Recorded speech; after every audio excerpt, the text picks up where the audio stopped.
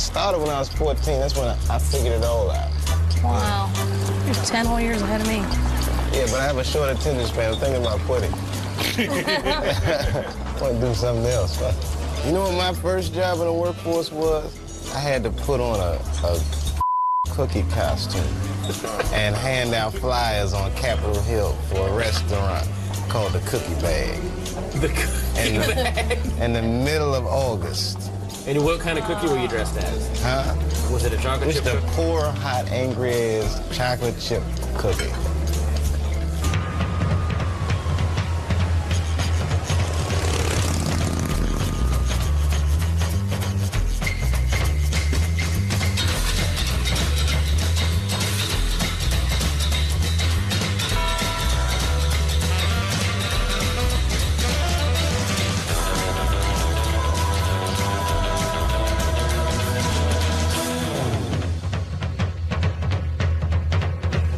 Ladies and gentlemen, coming to you from San Francisco, please welcome Dave Chappelle.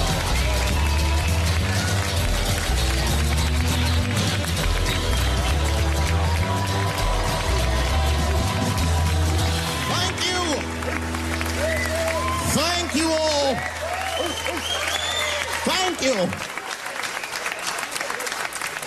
What's up, San Francisco? I like your city. It's beautiful. Tolerant place. I didn't see much. I haven't seen my friend call me. He was like, Dave, having fun in Frisco? Hell yeah. Seen the sights? No. You want to go see Alcatraz? What kind of nigga in his right mind wants to visit a prison for recreation? I got friends in jail I don't visit. I don't deal with jails. Don't deal with jails, and I don't deal with police. My house got robbed in New York. I didn't even call the police. I wanted to, but I couldn't. My crib is too nice. It's not that it's too nice, but it's too nice for me. You know how the police are in New York. As soon as I open the door, they'll be like, oh, he's still here. Open and shut case, Johnson. Apparently, this black guy broke in and hung up pictures of his family everywhere. Never seen anything like it. Don't deal with them, man. I had to bail a friend of mine out of jail one time. You know, that was horrible. I was scared. I had to walk right into the belly of the beast. I tried to look as non-threatening as possible. Hi. I'm here to bail out my buddy. Oh, okay. Well, while you're here, you do fit a description. If you'll walk this way, we can process you. How they always get us. It's fitting those damn descriptions. Now, I could be bitter and blame all the police, but no. I'll tell you who I blame. It's those sketch artists. They keep drawing the same brother over and over again. Who is this generic man we all look like? I want to know what they say when it's us. You know what I mean? They'd be in that room like, did you get a look? Did you see the guy that tried to rob you? Yes. Yes, I did. He's about 6 feet tall, I'd say. 6 feet tall? Yes. He had his hat on backwards, too. Good. That's good stuff. Hat was on backwards. Yes. He was black? Okay, big lips, big nose, hanging out. Say no more, sir.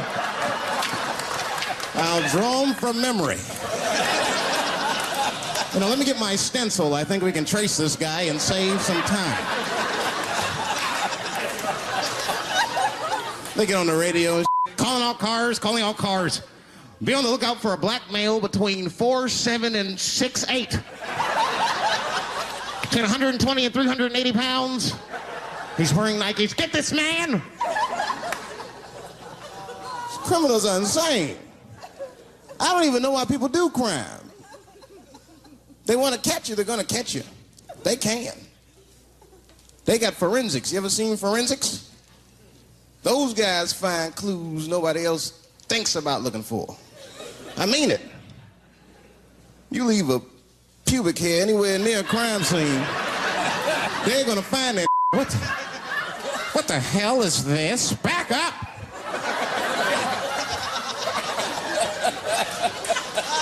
We got a match.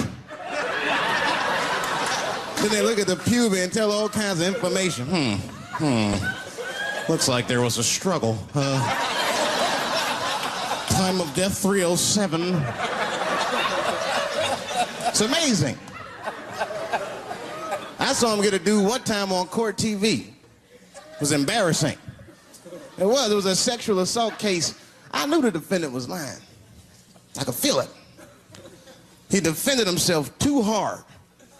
He did. His answers had nothing to do with the questions. They're completely irrelevant. They asked him easy questions.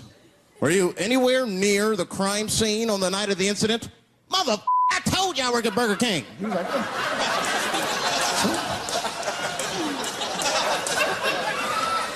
that went on for hours. Then the prosecutor got fed up. Said, I've had enough of this. Called the forensics to the stand. Forensics was like, Your Honor, we are prepared to testify that we found the defendant's semen under the stove. I said, God damn. That's worse than fingerprints. Yeah, they find your semen, you've been there at least a minute. But that's what I want to know. Under the stove? You find semen like that? Or do you look for it? Like, do they walk onto a crime scene like, this place is a mess? Check it for semen. Or do they just like walk in and slip? Oh my God. What the hell was that? Semen. They find it on every crime scene. It's like, what are burglars doing? So we got the stuff, let's get out of here. Wait a minute.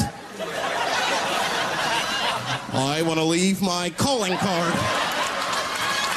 The semen bandit has struck again. I don't understand nothing anymore. I don't. I watched TV the other day. Now tell me, maybe it's just me. Maybe I'm crazy. Is it me? Is it me, or do commercials have nothing to do with the products anymore? You think I don't even know what a commercial is about until the end. Everyone's a surprise nowadays. You seen that commercial where the lady got the black eye?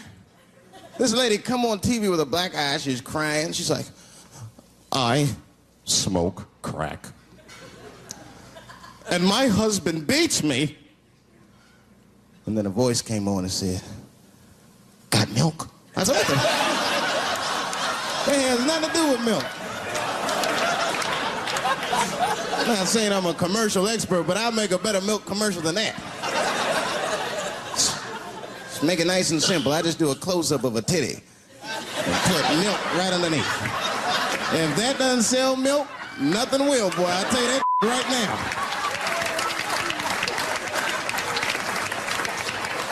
It's 1997. Titties are industry in 1997.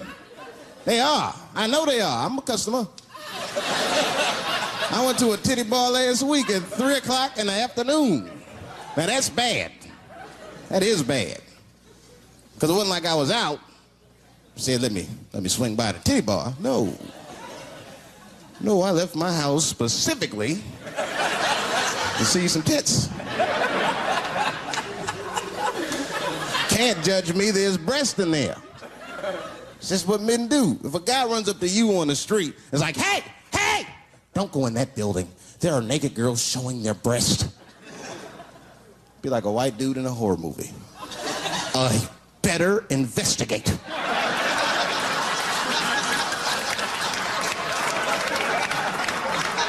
I'm gonna want to see for myself. Titty bar's a weird place. I'm not saying it's a good place to hang out. I go there every once and then. But it's a weird place. They got weird morality. One time I walked into titty bars, all these guys coming in, right? Out of all these dudes, the bouncer picked me out the crowd, started yelling at me. Hey, buddy. Sir, you want to take your hat off? Huh? It's disrespectful to the ladies. Yeah, I can shove a 20 up her, but I better not have a hat on when I do it. Oh, sorry about that, buddy. Here you go, Bubbles. Forgive me for the hat thing.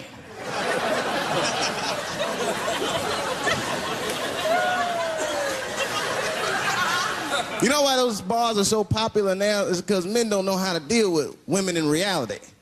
So sometimes we got to take the fantasy road. The reality of the situation is very grim. Women have made a lot of progress in a short period of time, man. It's changed everything. Can't deal in relationships anymore. I broke up with my girl. I'm out of Shawshank. I'm free. I don't want to go back. Couldn't even argue with her. You should be able to argue. If you have an issue in a relationship, you should be able to argue that issue out, right? But see, ladies, you got to stick to the issue. You guys take arguments everywhere just to win them. That's why nothing ever gets done. You be arguing about the dishes. Baby, could you wash your dish at least before you put it in the sink? Premature ejaculator? Damn it. You know, why you gotta bring that up? I don't even believe in that. I don't. If I man, it was right on time. That's the way I see it. And as far as I'm concerned, I can't fast enough. You know, I'm sick of being vilified all the time. David, how could you? How could you? I was. What were you trying to do, huh? Well, I beat you. You gotta work on your time, baby. I'm down to 1:20. You're mad at me because I have different goals in sex. I'm a speed. Just trying to hit my best time. It's like the Olympics. And now for the dismount.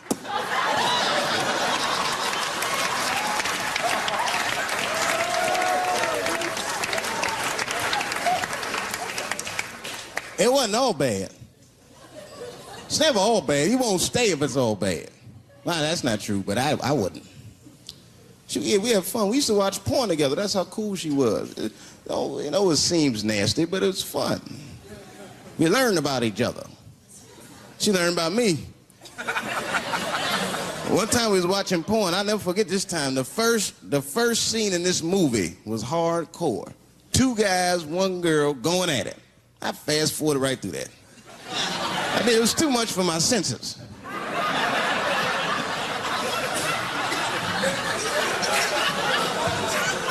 The scene after that was these 2 girls and this guy. And you know, I stopped for a minute. I had to see what this was all about. And she noticed. She said, "What is that? Now, why does that disgust you?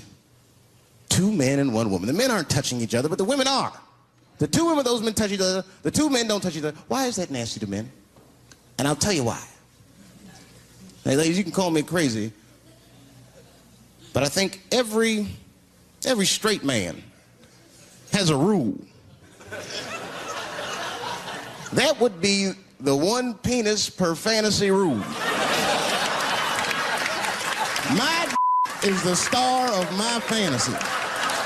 Nobody else's is guest starring in my. This is a Dave Chappelle joint.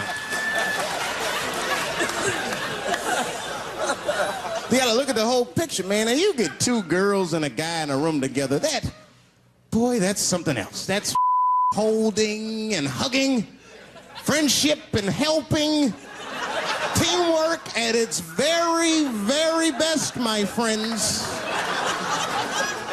You get 2 guys and a girl in a room. It's the wrong kind of teamwork. It's downright brutal, if you ask me. I'll pull her hair. I'll smack her ass.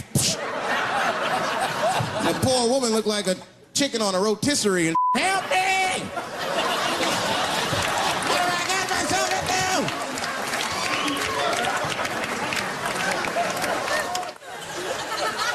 In my life, it's too much there to stress you out.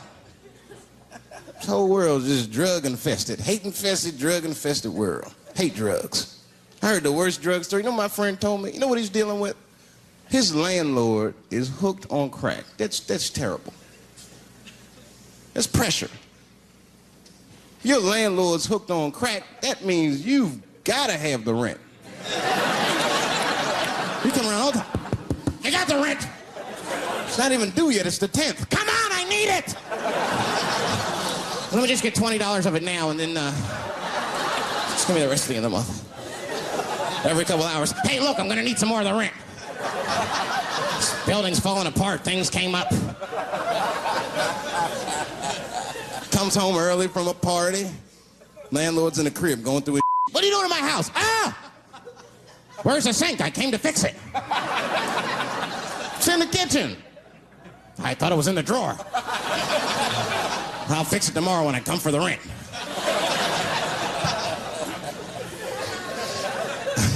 You know what I hate about drugs? I hate when like people my age and older get hooked on crack. I hate that. You're too old to be experimenting with the drugs at a certain point. You should be past that. You ain't doing it by a certain point. You just miss it. Drugs are really for old people anyway. You 75, you've earned the right. If I was 75, I'd do coke, heroin, everything. I wouldn't give a I'd be walking down the street, they'd be like, boy, that old man is tripping.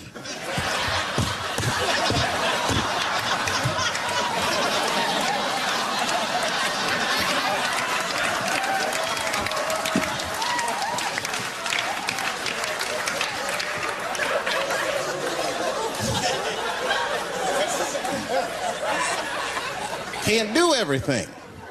Maybe weed. If you're gonna do something, do a little weed. Smoke weed. Weed's not as bad as everything else. Weed is a background substance. You know what I mean? You can smoke some herb and still function.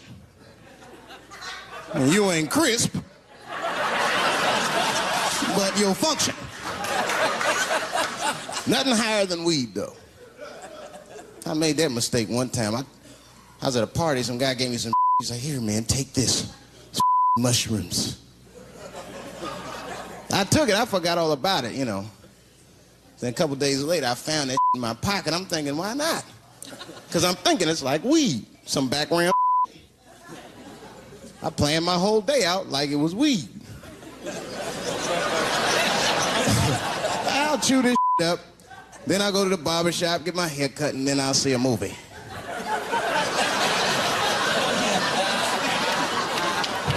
I chewed it up. So far, so good. Then I was in a barber shop like an hour later. And it's funny because I was just thinking to myself, I was like, ooh, this stuff sucks. Tastes like athlete's foot. I feel sick, but I'm not really high. Then I looked in the mirror. I saw the barber's reflection, man. It looked like a big penis was cutting my hair. I freaked out. I started talking to myself, Dave, calm down. You're on drugs. This is what drugs do. Okay, you know that there is no way that a penis can cut hair. But I started freaking out, man. I just couldn't take it anymore. I jumped out the chair, half my hair was cut, I didn't care. I didn't, I just gave a barber a handful of money. It was weird, the balls opened up. Anyway, I ran home, man. I ran home as fast as I could. It's tripping. I looked at the clock, it was 2:42. I was like, damn, 2:42. I gotta sober up. I had never been this high this early. I took a shower. I was still high. Said maybe music will do the trick. I listened to every CD I had. I was still high. Exercise, that's what I'll do. I ran around the block 4 times, still high. Took a nap, woke up, up. I looked at the clock, it was 2:43. I said, God damn. Who wrote this song? You know, that's just my grandmother used to sing that when she cleaning up. That's a Negro spiritual. Black work song. Not everybody know about that. I know. See, white people, you guys might whistle when you work. You dig? But that's how you can tell what kind of work we're actually doing.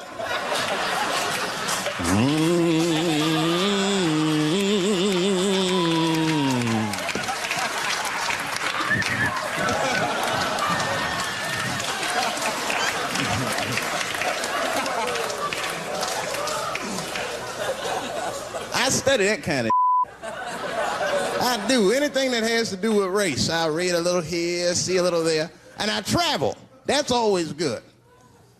Traveling has made me a racism connoisseur, if you will. You know, it's different from region to region. Anyone ever been down south? So you guys know what I'm talking about. And the racism down there is just, it's perfect. Stewed to a perfection. It's comfortable, it's out in the open. There are no secrets in Mississippi. Everybody knows the deal. Morning, nigger. Morning, sir.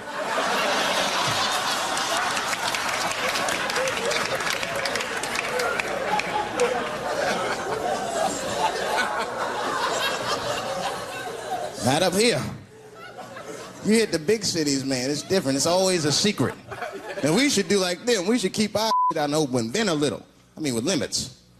You don't want to say whatever comes to your mind. That might be a little much. White dude be walking down the street minding his business, and the brother walk up to him. Hello, you white oppressor, you slave master rapist of Africa.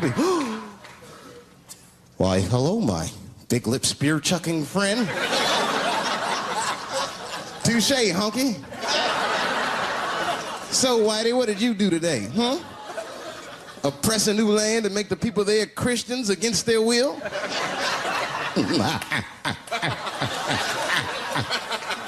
What did you do, fellow? Burn those big black lips on a crack pipe as you missed your job interview? Easy, Whitey, you're cutting deep. All this chit-chat has got me thirsty. If you will excuse me for a moment, I'm going to go to the Korean store and get something to drink. Ching-a-ling. Hello. You slanted-eyed, ruining the economy in our neighborhood by opening stores and taking the money out the community. Chink. Well, good afternoon, you browse around but never buy anything, suspicious looking nigga. After a while, that might be too much.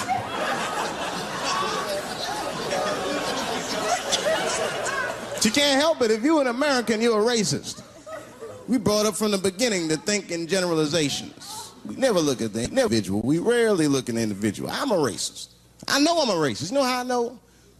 The other day, I caught myself being racist against myself. There's so much going on, I got mixed up. Forgot whose team I was on.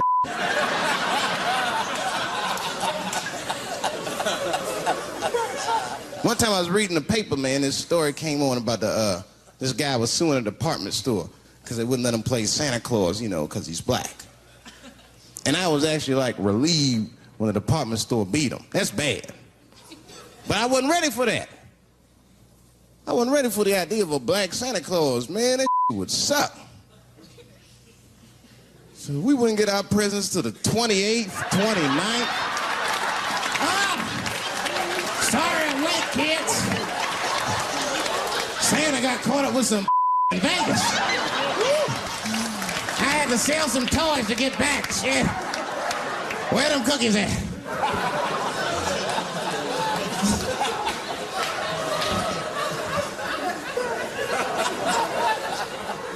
Y'all a great crowd, man. You are. I'm glad y'all came out, man. I'm nervous. I am. Not about the special. I hope this don't make me famous. You dig? I don't want to be famous. I want people to like me for who I am. Like famous dude, don't never know why people like them. That's why, like, if I ever make it, I'm gonna have to like test people. Like if I meet girls, I wear disguises when they first meet me, so they don't know who I am. And then, like on the first date, I'll call myself, I'll pick you up right from work, and then I'll pick her up in a garbage truck, just to see how she reacts. And she's like, wait a minute. Oh, do I look like garbage to you? I don't see no goddamn trash need to be picked up here. Get that goddamn truck off my block. Who do you think you are? That's when I take my mask off. Oh, David Chappelle. That's right, bitch. Thank you. Thank you very much.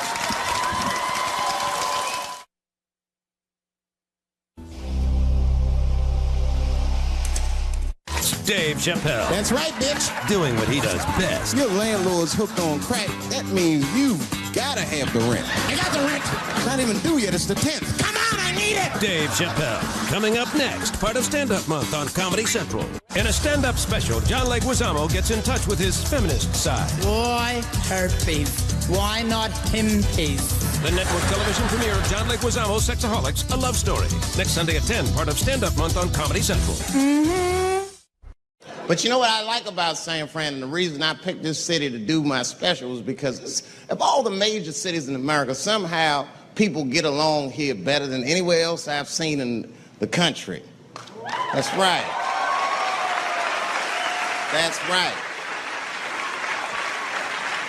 And I always admired San Fran for that. And today I realized how you did it. Put all the niggas on the other side of that bridge. There's nothing, this shit ain't happening on that side. You leave San Francisco like, bye, thanks for coming to San Francisco. Come back in April, we're having a sale on Birkenstocks. As soon as you get to the other side, welcome to Oakland, bitch. Quick, quick.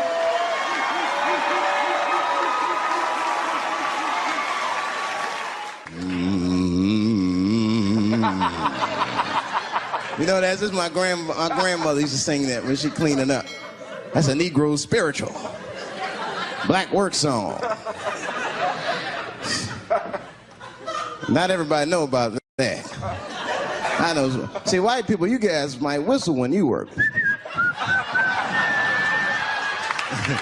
You dig? But that's how you can tell what kind of work we're actually doing.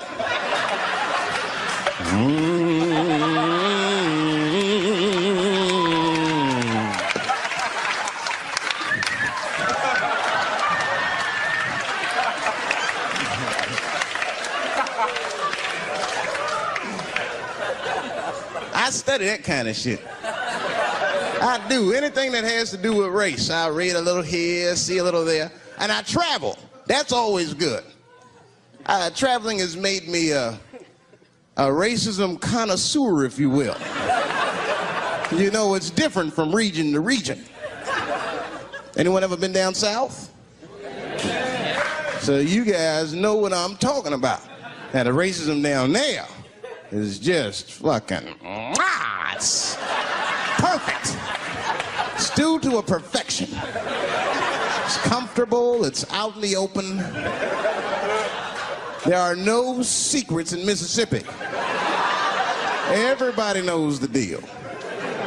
Morning, nigger. Morning, sir.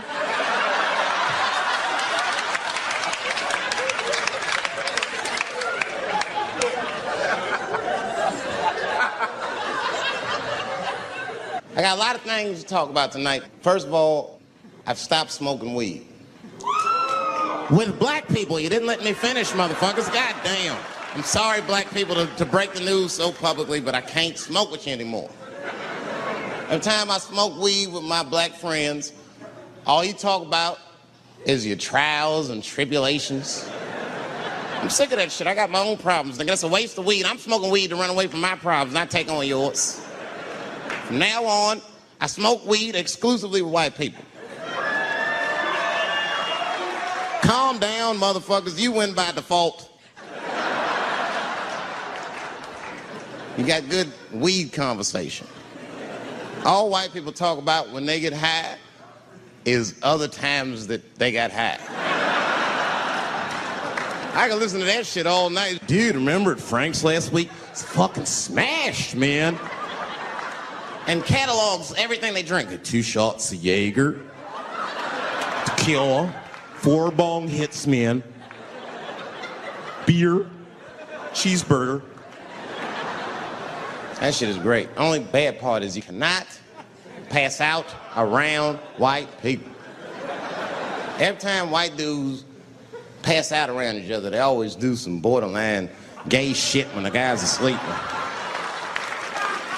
Frank fell asleep, so we like stuck a carrot in his ass and put shaving cream on his balls. Like, why, motherfucker? Why would you do that to a friend of yours? He trusted you enough to sleep around you. You gonna put a carrot in his ass?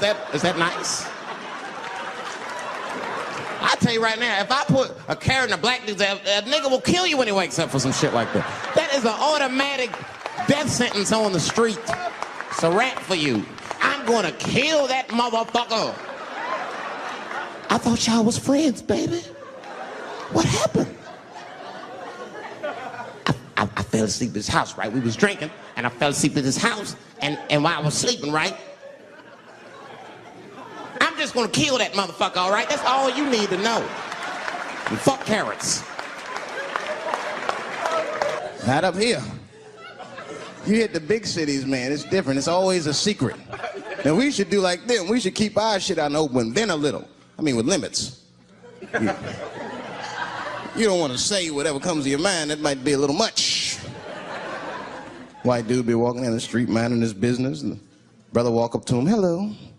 You white oppressor, you slave master rapist of Africa. Why, hello, my big lip spear chucking friend. Touche, hunky. So, Whitey, what did you do today, huh? Oppress a new land and make the people there Christians against their will?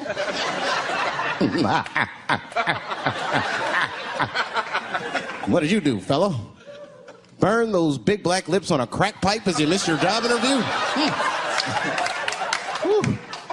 Easy, Whitey, you're cutting deep. All this chit-chat has got me thirsty. If you will excuse me for a moment, I'm gonna go to the Korean store and get something to drink. Ching-a-ling. Hello. You slanted-eyed, ruining the economy in our neighborhood by opening stores and taking the money out the community. Chink. Wow. Good afternoon, you browse around but never buy anything. Suspicious looking nigga. After a while, that might be too much. One of my first white friends, like, in my life, man. He was a good dude, too. He moved to Silver Spring from Utah, of all places. I guess his family was affiliated with that Mormon church they got down there. And me and him used to hang out. And one day I was at his house, we were just hanging out, and Timmy says, Dave, why don't you stay for dinner tonight? I said, oh, man, I'd love to, but I can't. If I'm not home before dark, my mother will kill me. That was a lie. My mother had several jobs. I hadn't seen her in like 3 or 4 days. And the only reason I lied to Timmy was because at that point in my life, it was my experience that white dinner wasn't delicious.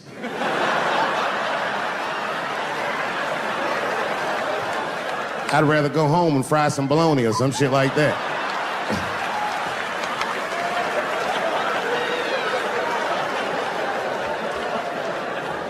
But then old Timmy threw me a curveball I wasn't expecting. He said, it's too bad you can't stay, Dave, because Mom made stovetop stuffing.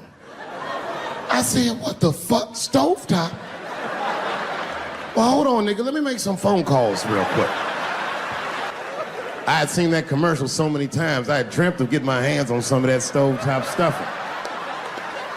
And finally, I met a motherfucker that actually had a box of stovetop in the house. I couldn't miss this opportunity, so I pretended to call my mother.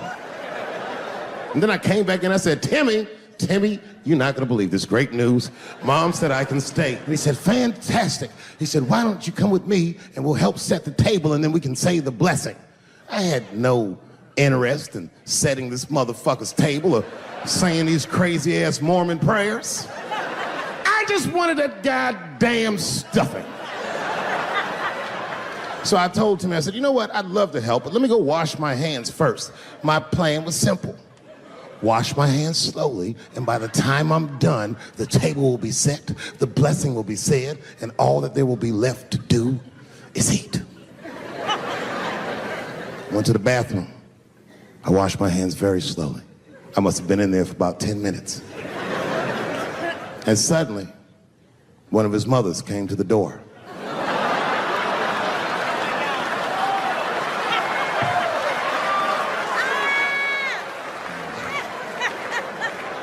She was like, hi, David, right? I said, yes, ma'am. She said, Timmy tells me that you're planning on staying for dinner. I said, I hope that's not a problem, ma'am. She says, no, it's no problem. In fact, we'd love to have you. It's just that we weren't expecting company. And I'm afraid there's not enough stovetop stuffing for everybody. So I kicked her in the bam! Ladies and gentlemen, I told you I'm dope, nigga. I told you what I was gonna say and you still didn't see it coming.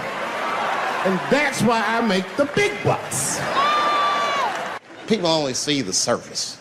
They see the division in our foods. Just because I eat chicken and watermelon. They think that that's something wrong with me. Let me tell you something. If you don't like chicken or watermelon, something is wrong with you, motherfucker. There's something wrong with you. Where are all these people that don't like chicken and watermelon? I'm sick of hearing about how bad it is. It's great.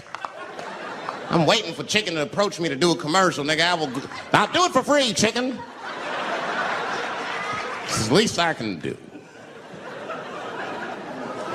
They make fun of Latin people for eating, what y'all eat? Beans, rice, corn.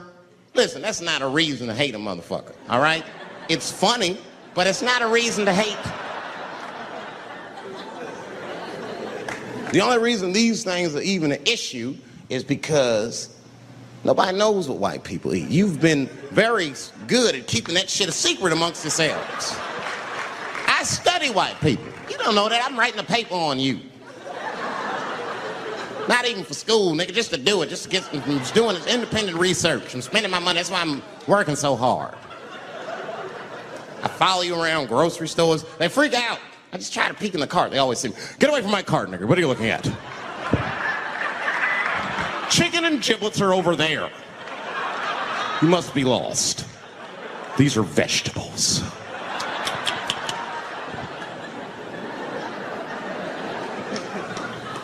I know what you drink. See how quiet I got? Grape juice. Surprise, motherfuckers, you didn't know I knew about grape juice, did you? Oh, don't play dumb with me. Look at what is it? A lot of black people don't have the privilege of knowing about grape juice because they have grape drink. It's not the same formula that you get. Ain't no vitamins in that shit. You might have one of your black friends over. Todd, would you care for a glass of grape juice? What? Nigga, what the fuck is juice? I want some grape drink, baby. It's purple. I don't think I know what a grape drink is. What? I have some apple juice if you want. What the fuck is juice? I want some apple drink. Scream.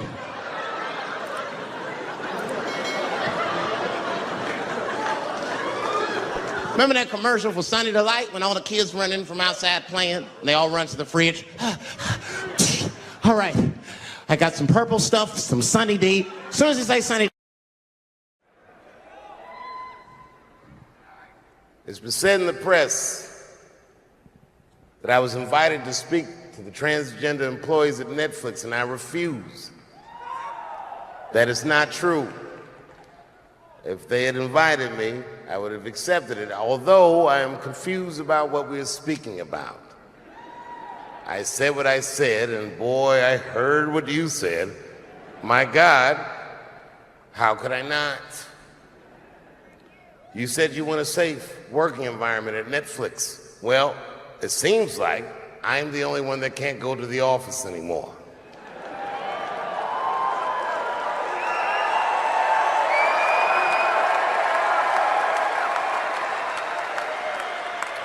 I want everyone in this audience to know that even though the media frames this, that it's me versus that community, that is not what it is. Do not blame the LGBTQ community for any of this shit. This has nothing to do with them. It's about corporate interests and what I can say and what I cannot say.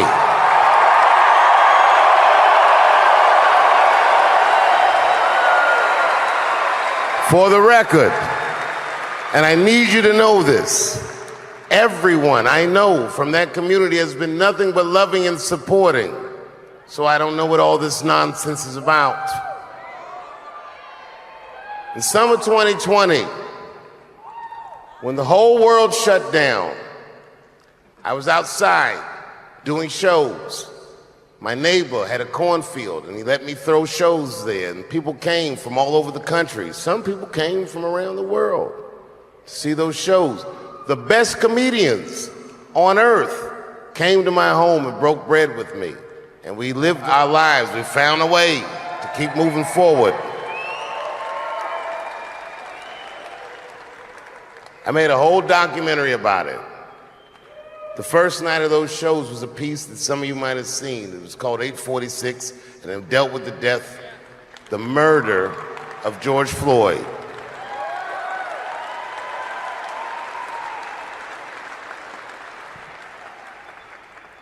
This film that I made was invited to every film festival in the United States, and some of those invitations I accepted.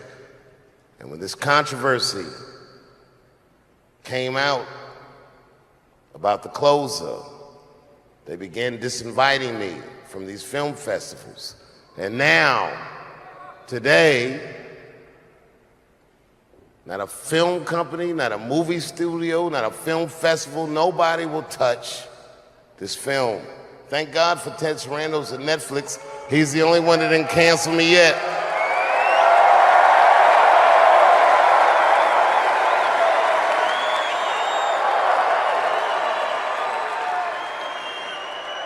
To the transgender community, I am more than willing to give you an audience, but you will not summon me. I am not bending to anybody's demands.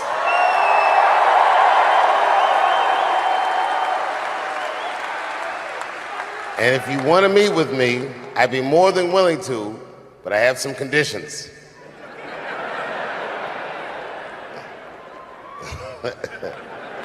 First of all, you cannot come if you have not watched my special from beginning to end.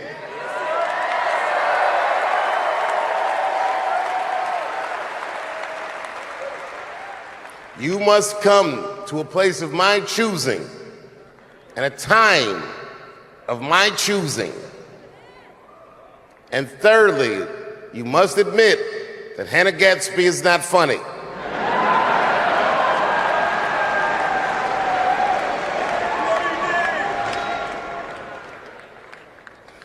I desperately want people to see this movie, but I understand why investors would be nervous. Since nobody will touch it, I'll tell you what I'll do.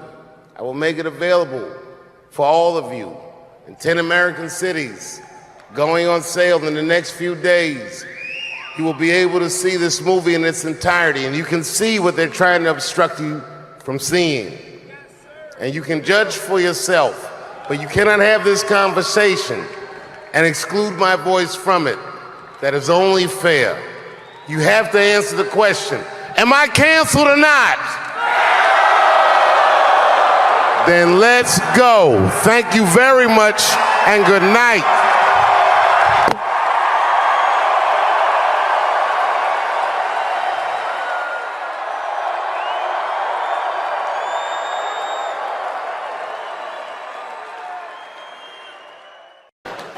But motherfuckers are just taking it too far. I don't know why or how everybody got this goddamn sensitive. You know who hates me the most? The transgender community.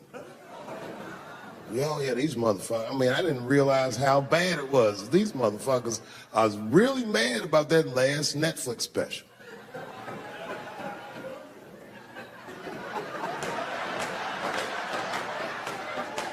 It's tough, man. I don't know what to do about it because I like them. I always have. Never had a problem with them. You know, just fucking around. As a matter of fact, I think I make fun of everybody. And I mean, as a group of people, they have to admit it's kind of fucking hilarious, man. I'm sorry, bro. It's like, I've never seen somebody in such a hilarious predicament not have a sense of humor about it. They're born feeling like there's something other than they're born as, and that's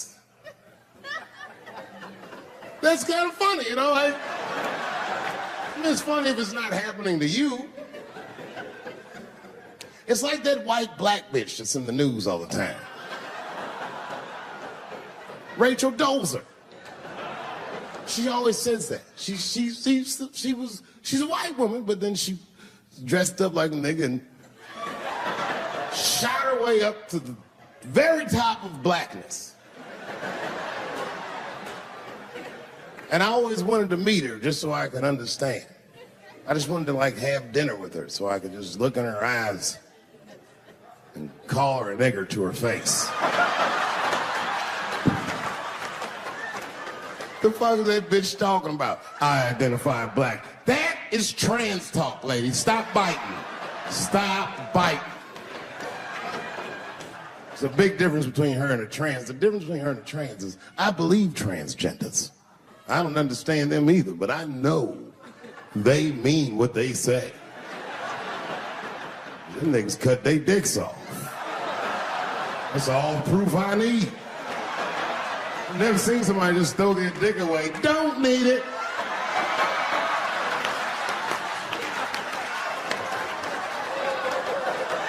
I don't understand, but I believe you and I support your decision, motherfucker. How far is Rachel willing to go? What is Rachel willing to do so that we blacks can believe that she believes she's actually one of us? Bitch, are you willing to put a lien on your house so that you can invest in a mixtape that probably won't work out?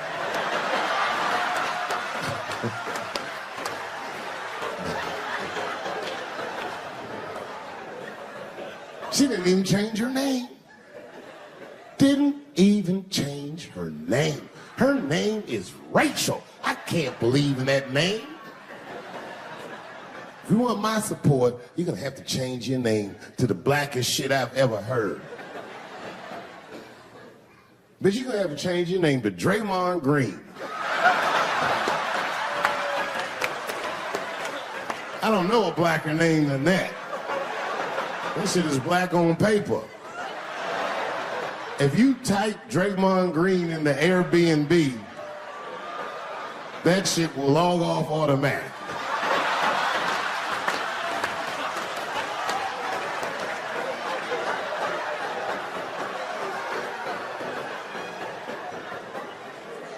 You know, people get mad, bro. People get mad about everything I say. I was doing a show. I was in Portland, Oregon, and I was checked in a hotel under the name Charles Edward Cheese.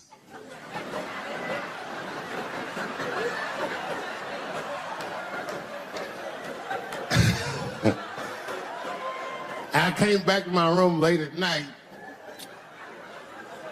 and there was a note. It was like a letter on my desk. It was addressed to Mr. Cheese.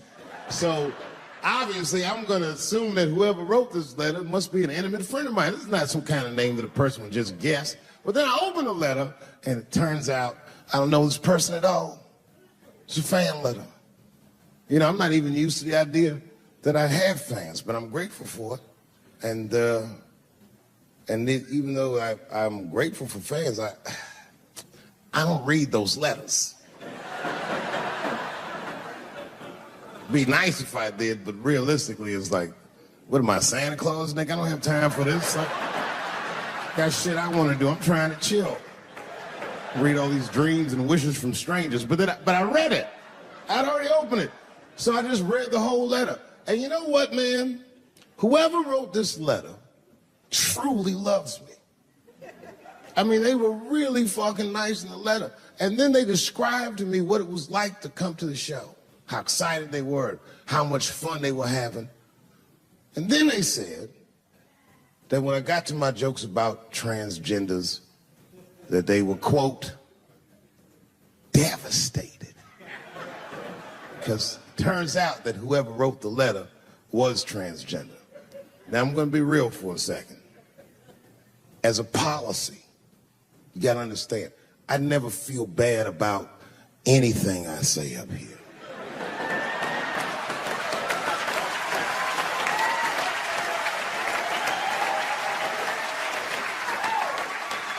And I would never admit this to you if I hadn't locked your phones up.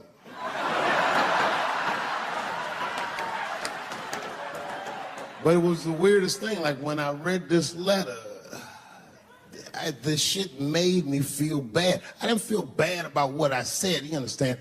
I felt bad that I made somebody else feel bad. To be honest, I don't even know what I said that upset that person. I have so many transgender jokes.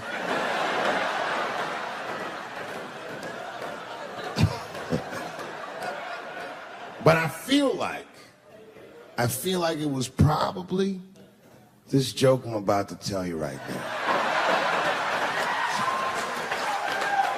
And it's not even that bad of a joke. It's a true joke. I mean, it's not true, but I had read in the paper that Caitlyn Jenner was contemplating posing nude in an upcoming issue of Sports Illustrated. And I know it's not politically correct to say these things, so I just figured, fuck it, I'll say it for everybody else. Yuck.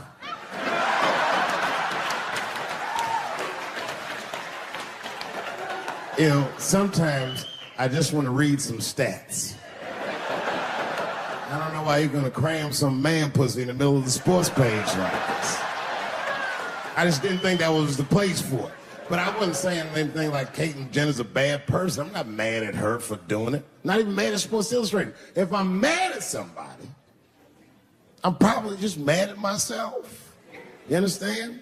Because deep down, I know that I am not strong enough to not look at those pictures.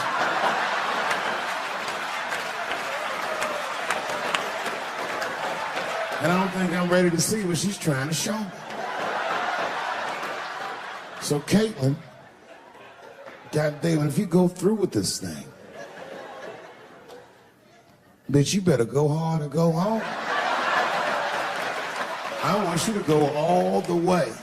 Hustler style. Do you know what hustler style means, miss? That means spread the lips.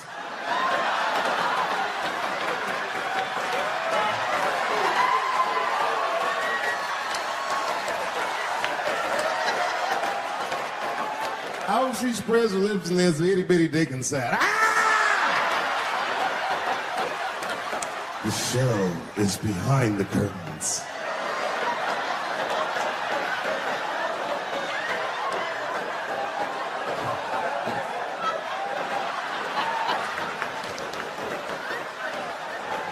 I don't know what I said that upset that person. But I'm going to tell you something. When I read that letter, and the moments after I read it, I did something that many black men in America do not have the time or the money to do. I thought about how I felt.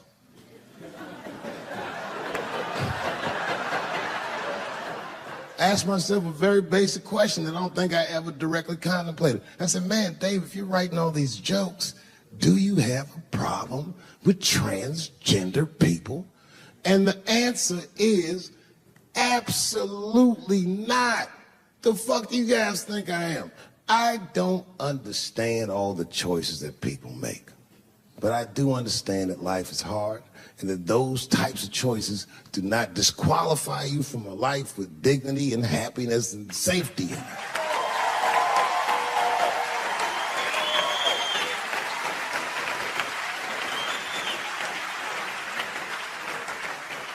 But if I'm honest,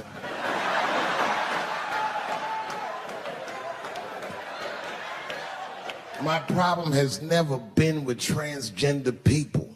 My problem has always been with the dialogue about transgender people. I just feel like these things should not be discussed in front of the blacks.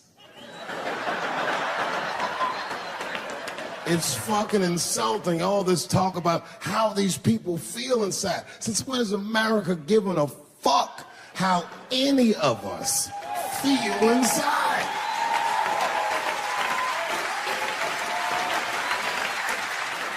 And I cannot shake this awful suspicion that the only reason everybody is talking about transgenders is because white men want to do it. That's right. I just said that.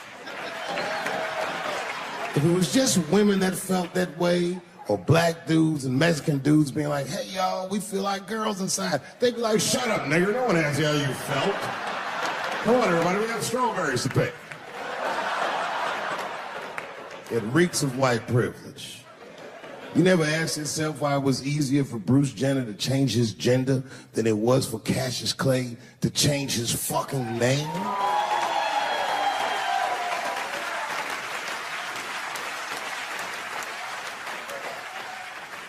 And if I were to be brutally honest,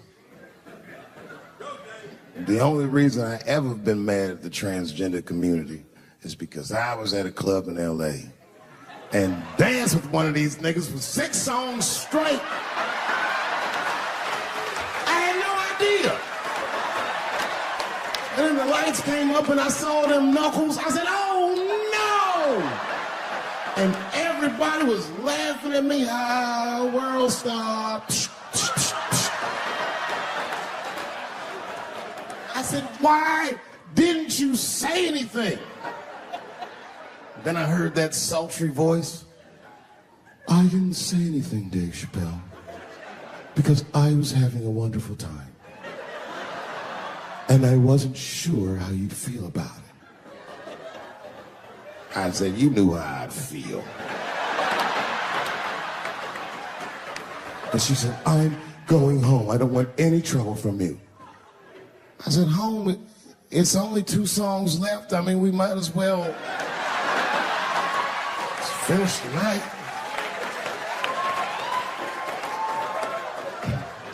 And we ended up having breakfast together. I'll grow up, that doesn't make me gay. I just titty fucked her. His titties are as real as any titties when they're alive. It's 2 o'clock in the morning, I was just borrowing a little friction from a stranger. Whoops!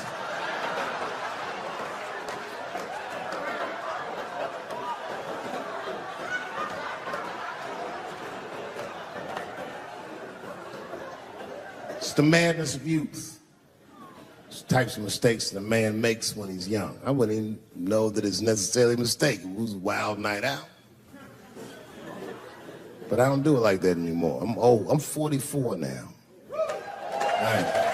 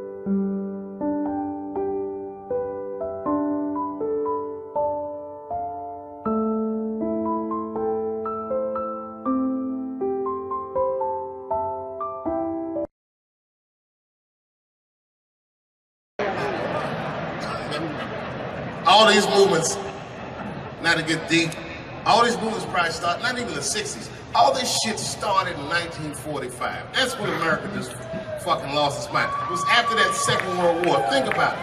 Because black Americans went off and fought in the war. They went to Europe. They made more money than they ever made in America. They might even got their dick sucked by white women. And then they came back to the United States and they looked around and they said, you know what? I don't like the way I'm being treated around here. But it wasn't just black dudes. At the same time, all the women in America went into the workforce because all the men were gone. That's when you see that old poster in the 40s with that dyke, like, we can do it. That's where that's from. And these women made money, and then the dudes came back home and started telling these women what to do, and they were like, yo, I'm not feeling you, nigga. At the same time, the CIA started experimenting with a drug in San Francisco. Back then, nobody knew about it, called LSD. By 1960, all the white kids in America were like, it works. And a new school of thought was unleashed on the American consciousness. People had never even thought like that before, and now they were thinking like that in mass. White kids in mass were like, fuck our parents' plans for us. By the time 1960 rolled around, the President of the United States was 42 years old. He was the next best hope. And they blew his brains out in Dallas, in fucking parade. That's the most gangster shit. There were 8 major assassinations in the 60s. Kennedy, X, King, Edwards. And then, by the 70s, the white youth culture and the Black Panthers and the black youth culture started to merge. And you started to see Timothy Leary meeting Eldridge Cleaver in Africa, not Oakland. And that was the beginning of the 70s, one of the most turbulent decades this nation has ever seen. And I say all that to say this, that in that turbulent historical context, Bill Cosby raped 34 people.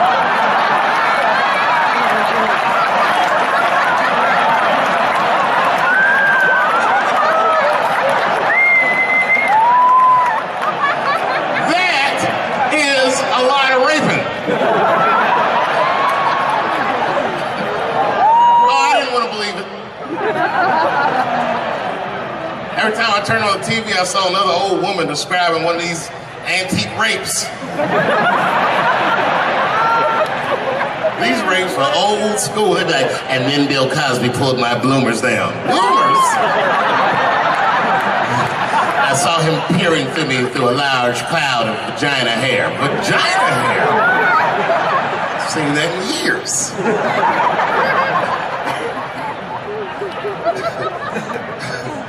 I saw that shit. I said, these people are obviously trying to destroy Dr. Cosby's rich legacy.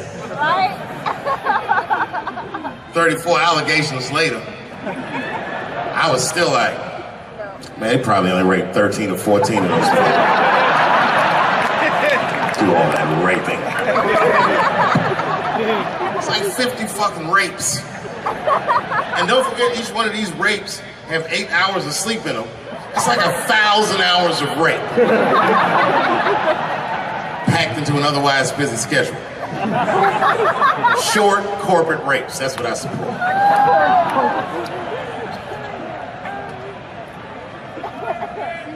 Why would they sleep? That's what I don't understand. Why Bill Cosby making all these girls sleep? Like, look, man, I'm not even as famous as Bill Cosby was, but I know 20 girls I could call right now and be like, yo, come to my place for a drink, and I'm gonna put something in it, and you're gonna fall asleep, and I'm gonna fuck you while you're sleeping. And they'd be like, cool, nigga, cool. What time you want me to come over?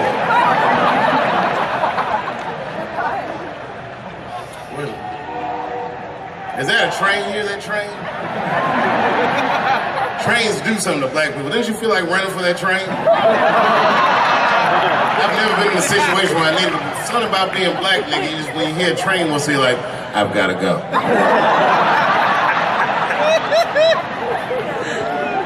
Just want to run away. No, man, for real, it's not comfortable like it used to be. I don't know how transgender people beat black people in the discrimination Olympics. if the cops shot this many trannies, you'd be like, it's a goddamn conspiracy.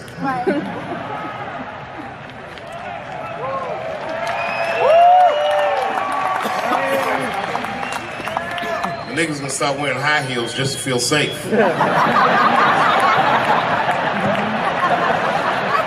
Problem, officer? Was my bag and purse all matched? Is there a problem?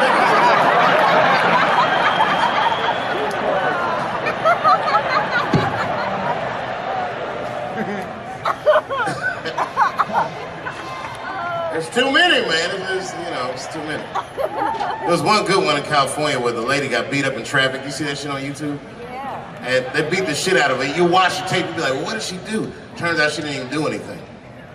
But the good news is the city of LA decided that the court should award her $1.5 million for pain and suffering. Which, if you know anything about money, is as much Marcus Maidana made to fight Floyd Mayweather the second time. It's pretty good considering this woman never trained a day in her life. You can see it in the tape. She didn't come to fight. She took too many shots. She covered her gut, punched her in the face. She just wasn't doing it right.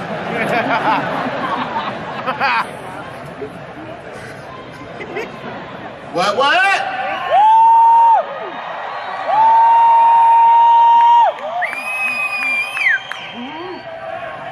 You know what's funny about being in San Francisco? First of all, the city's not even gay anymore. Gay people can't afford to live there. They just visit. Gay people got their money tied up in other shenanigans.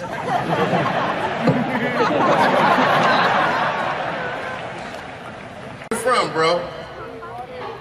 Where? Canada? Well, all right, you can get off the watch list. You know, America has a racial hot seat, which belongs to black Americans, but I know you sat in it for a while. I can honestly say Arabs and Mexicans sat in that seat. And we, the black Americans, would like to thank you both for your sacrifice and your struggle. Everybody goes through something, but at least I can leave my backpack someplace. If you leave your backpack, you got 20 minutes to find that shit before they send a robot to blow your luggage up. Don't you remember San Francisco where that motherfucking tiger jumped out of the cage and bit those people up? And San Francisco is so gay, the whole city blamed the tiger. No, they blamed the victims. They didn't even say shit about the tiger. They said these people were teasing that tiger. That's irrelevant. Tiger should not be able to jump out of the cage and kill people at the zoo. They said that that tiger chased one of his victims 400 yards. Listen, you know how fucking fast you have to run to outrun a tiger for 400 yards? They probably woke up in the hospital with an NFL recruiter standing over his bed. You did good, son. You did very good. I know this isn't a good time, but I'm with the Cincinnati Bengals. Complete coincidence. I think we can tie something in and do something really big with you. One of the guys the tiger bit was Mexican, and the other two were Arabs. I said, who trained this tiger? Homeland Security, like everybody? I gave that tiger some beans. You smell those beans? You can smell that. Go get them. There's some curry.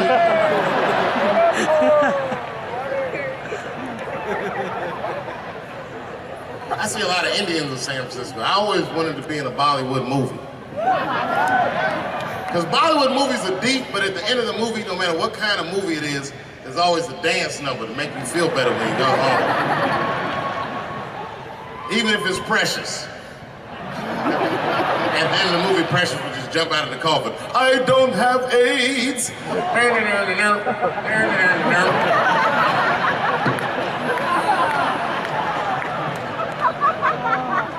You ever see Precious? Boy, that was a sad movie. Yeah, that was tough. If you haven't seen it, you know all the statistics of living in urban life in America. But if you could picture all those statistics happening to one person for 90 minutes, that was Precious. Life through the book of that fat bitch.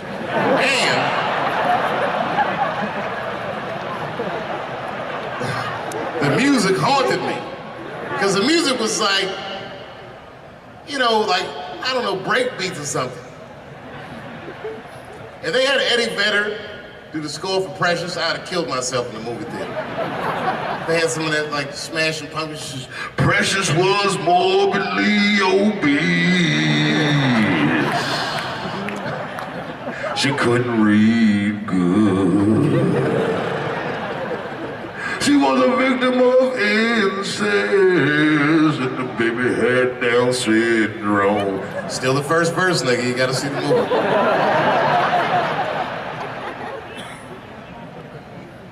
She caught AIDS at the end. She might have had it the whole movie, but at the end she found out.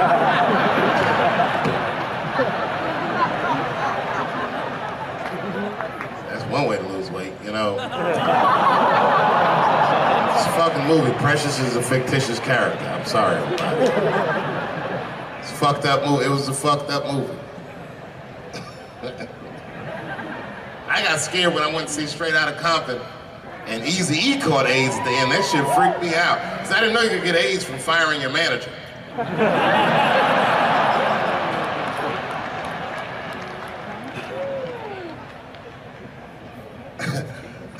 You didn't see Straight Outta Compton? Eazy-E caught AIDS in the last 10 minutes of the movie. He just started, you good, nigga? You all right? Yeah, I'm good. Who catches AIDS like that?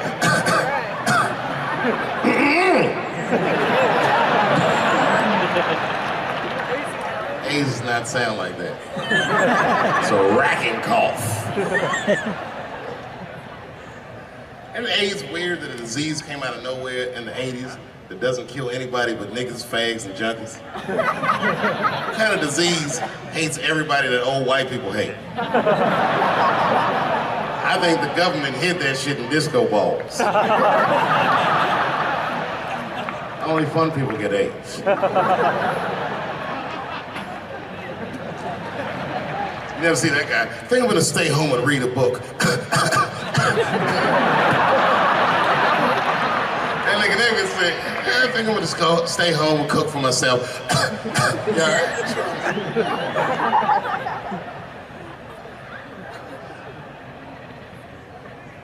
Remember when Donald Sterling made that tape? Said all those bad things about black people? That tape was fucked up.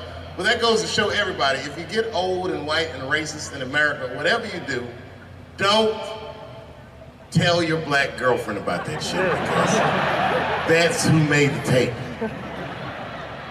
She taped everything. The tape was embarrassing. He was like, stop bringing these black guys to my games. We were all listening like, how you gonna have a game without us? There's gonna be a lot of bounce passes and layups in that shit. And then it turned out the black guy he was speaking of was none other than Magic Johnson, NBA legend and billionaire. Unfucking believable. Didn't even mention the fact that he had AIDS, which is the first thing I would have said to my girlfriend. This guy must be very racist if AIDS is the footnote.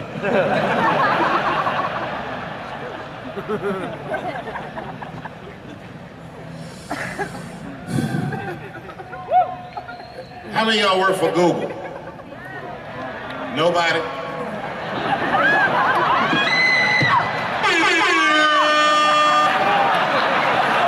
Thanks, Fuse.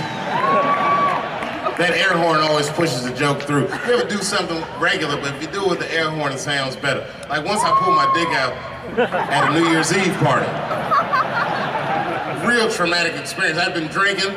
It's really fucked up. I had to make all new friends. I did it on the 10 count. The motherfucker was like, 6, 5. And I was saying to myself, what if I pulled my dick out? They said 3. And then I looked down and said, oh no, it's out!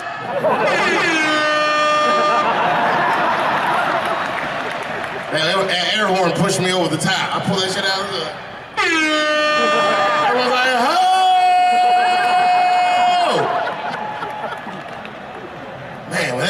pulled his dick out. That really set the party off.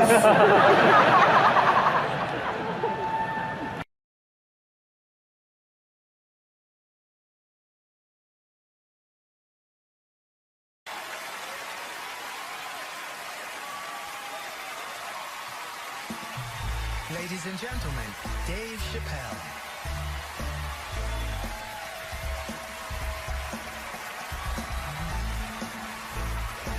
Thank you. Oh boy, I'm very nervous. No pressure. During the civil rights movement, I can't read what's on the teleprompter. Some about black America and white America. There's black Americans and there's white Americans. We're all one America. So if you don't mind, this is not live, is it?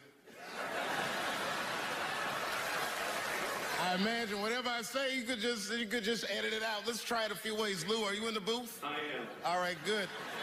You know what, Lou? Let's just play around with it and see if we can get it right, get this clip package on, and then let me go home, all right? You got it. All right. Ready? All right, count me in. 5, 4, 3, 2, 1. Wu-Tang. I'm just with you, Lou. Let's do it again. We're gonna do it again. We'll get it right. Here we go, Dave. 5, 4, 3, 2.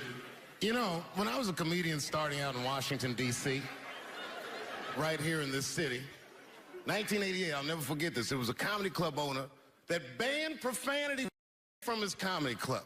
He said it offended his audience, and this was a cause of major concern for all the comedians in the circuit. And we all called a meeting, and we had the owners come, and it was the club owners, and it was the comedians. It was the classic labor dispute. The club owners laid out their case. There cannot be profanity in these clubs because that offends people. And there's a comedian who's still a good friend of mine to this day. He lives right here in Washington, D.C. He stood up and he said, he's black, I should tell you because it's important to the story. He says, I use profanity because I live a profane lifestyle. He says, I don't have an insect infestation in my house. I have roaches.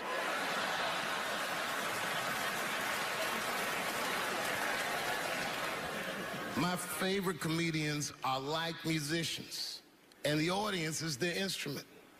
And the music they make is your laughter. And that's the laughter that I scored my entire life to. So now, some of my favorite American comedic composers. Thank you. When I lose my job, I lose my man. Treat me like a dog. He called me a dog. Yes, he did. What did he call me? An old dog. Sometimes I wished I was a dog and he was a tree. When you stop and think, football's a fair sport for my people. Only sport in the world, a Negro can chase a white man and 40,000 people stand up and cheer him. See, in my neighborhood, the kids have a kind of a dubious reaction to that whole Santa Claus concept. They just don't believe that a white man will ride a reindeer through Harlem after midnight. In truth, white friend, it's you that all look alike. But look at the black people around you. We all different colors. Black walnut, burnt elk, almond, chocolate mocha, pecan, vanilla, yellow, mellow, light, bright, and damn near white. We come from the first people on the earth. You know, the first people on the earth were black people. We the first people had thought, right? We was the first one to say, where am I? And how do you get to Detroit? I think maybe like 30 years ago, there was a woman that wanted to sing, and a black lady that sang opera that wanted to sing. What was her name? Mary Anderson. And this place was like segregated, and they couldn't sing here. And here we are, like not even 50 years later, a 22-year-old black man on stage getting paid to hold his. God bless America. I gotta go now. Y'all take it easy. Bye-bye.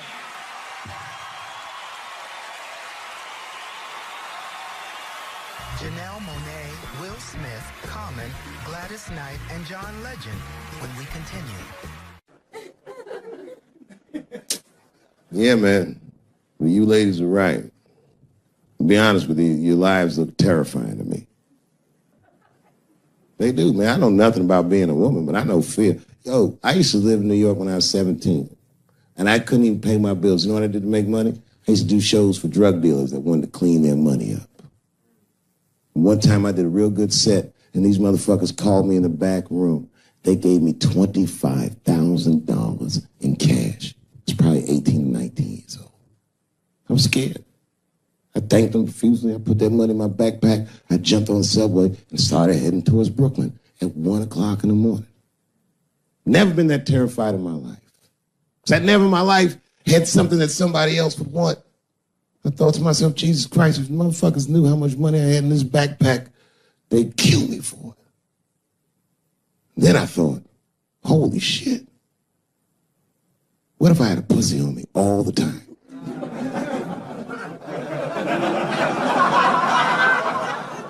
That's what women are dealing with. I'm gonna tell you right now. It's real talk. If them same drug dealers gave me a pussy and said, put this in your backpack and take it to Brooklyn, I'd be like, nigga, I can't accept this. I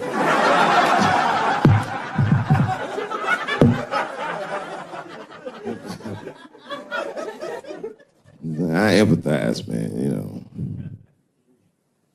Everybody gets mad because I say these jokes. But you understand that this is the best time to say them. More now than ever. And I know there's some comedians in the back. Motherfucker, you have a responsibility to speak recklessly. Otherwise. New York Times said that Louis C.K. jizzed on his own stomach. You know, I've busted a lot of nuts in my day. None of them were newsworthy. Shit was really gross, because they didn't just say it like I said it. They didn't just say jizz on the stomach. They said it in that fucking Pulitzer Prize winning style that the New York Times has. It was very descriptive, like, you know what I mean? Louis C.K.'s semen shot out like a volcano of misogyny, slowly drizzling down like lava, covering his freckled penis as it slowly dripped to a fiery crown of red hair. Jesus Christ, I'm trying to eat some huevos rancheros and these niggas is...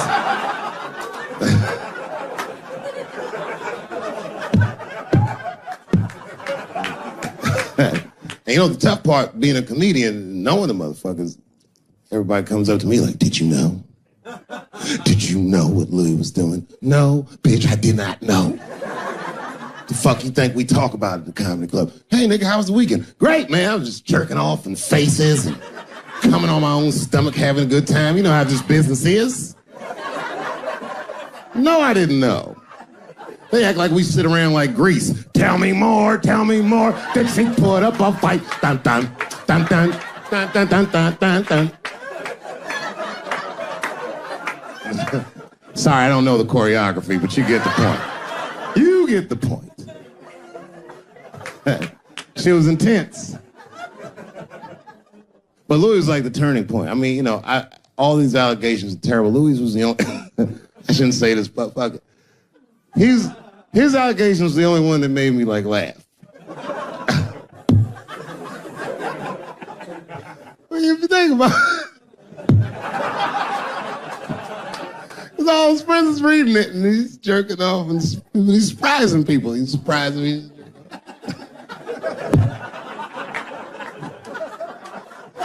I just picture all the comics in comedy just reading it like, what?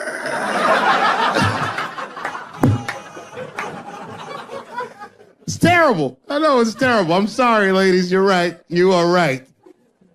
But at the same time, I mean, you know what I mean? I don't know. Jesus Christ, they took everything from Louis. I was like, I don't know, it might be disproportionate. I can't tell.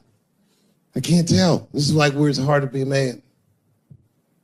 One lady said, Louis C.K. masturbating in front of me ruined my comedy dreams. Word? Well, then I dare say, madam, you may have never had a drink. Come on, man, that's a brittle spirit. That is a brittle-ass spirit, nigga. That shit is too much. This is a grown-ass woman. You know what this shit is like? It's like COINTELPRO. You know what that is? It's a program that the FBI had on J. Edgar Hoover. In this program, one of the many things they did was they would track the sexual habits of anyone they considered an enemy of the state. It was a live button. That's why they got all these fucking sex tapes of Martin Luther King fucking bitches. But lucky for us, he actually had a drink. You think if Louis C.K. jerked off in front of Dr. King, he'd be like, I can't continue this movement? I'm sorry, but the freedom of black people must be stopped. I didn't know this nigga was gonna pull his dick out and jerk off like this. I just thought we were gonna get a couple of drinks and chill. Show business is just harder than that. Them women sounding like, I hate to say it, y'all, they sound weak. I know it sounds fucked up, I'm not supposed to say that, but one of these ladies was like, Louis C.K. was masturbating while I was on the phone with him. Bitch, you don't know how to hang up a phone?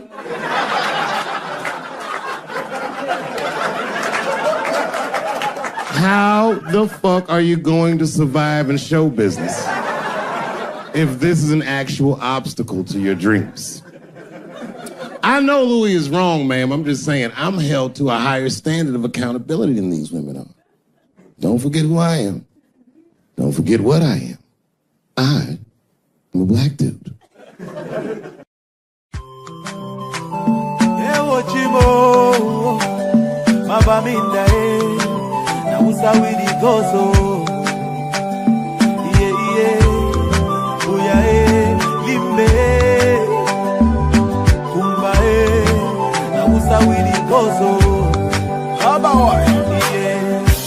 Something is killing me slowly, and I'm feeling so lonely. But this thing I must to talk, oh. All my people, they for bush, oh. And our children are they go for school, oh. But nobody fit to talk, oh. We get to plenty, so many things where we really want to complain to you. See these people where they kill us, not the people where they go for protect me, yeah. Our children, they for prison. Our leaders, they for prison. Now they calling for dialogue. Now who and who go talk, oh. That's why we pray to God. Heal our land, heal our land, heal our land. Cause all our people are dying, and our mothers are crying. Heal our land, heal our land, heal our land. Cause all our children are dying, and our mothers are crying. Yeah. But I don't know what's up, oh, at all, oh. This war is bigger, and one man of it put a stop, oh. So make we put them all together, oh. I see plenty people don't die, and the house they went up, and I saw the people they need so far. Everybody running helter-skelter, the children they suffer, there is no food and shelter. Our children down the suffer, while the leaders living la vida loca. Yeah, so now we go so Cameroon do. We get to plenty, so many things where we really want to complain to you.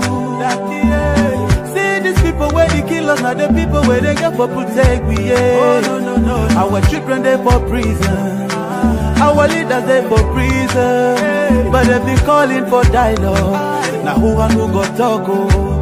That's why we pray to God. Heal our land, heal our land, heal our land.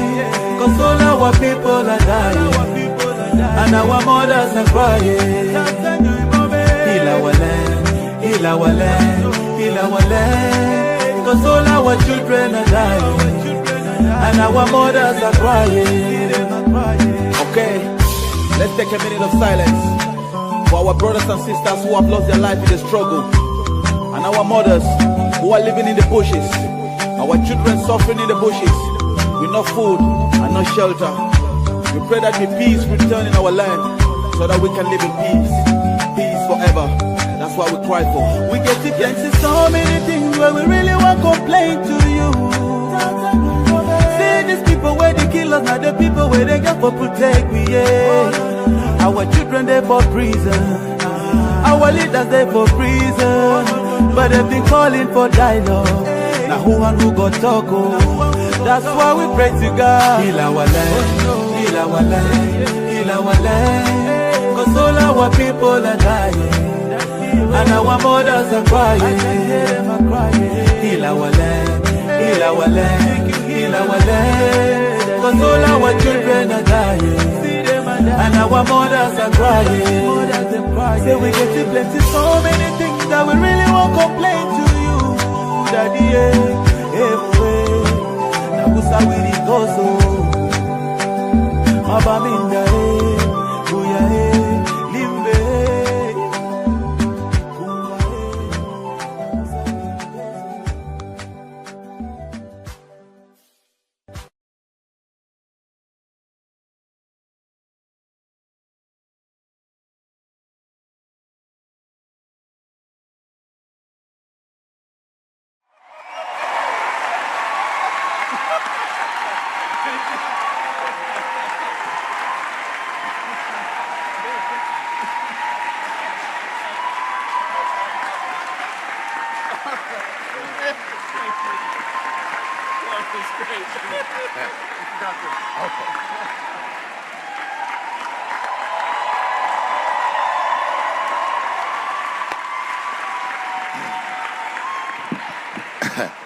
Man, I gotta tell you, when I was sitting here watching what all the other honorees have done with their lives, I started feeling like shit, like this is terrible.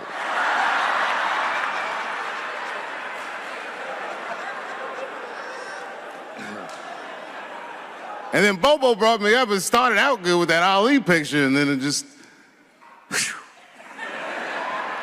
But that coloring book that was in the picture, I know the Ali's are here, that coloring book, my mother has it. And Champ, he signed it. You know, the greatest, he signed it, Muhammad Ali. And his sparring partner was there that day. And his sparring partner signed it, said the next heavyweight champion in the world, Larry Holmes. And he was. And 2-year-old Dave Chappelle colored all in that shit and just ruined the book.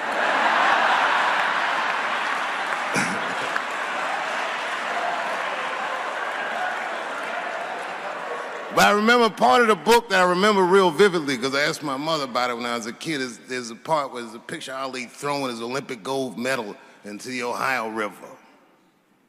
That's why it's so weird for me being here. You know, both my parents were very brilliant. My dad went to Brown in 1955. That's right. He told me at the time he was one of 3 black students. He said one of the guys got accused of a rape that he probably didn't commit. And the other guy killed himself, and Dad said, and I left. And see, that's what makes us Chappelle's great. We know when to quit.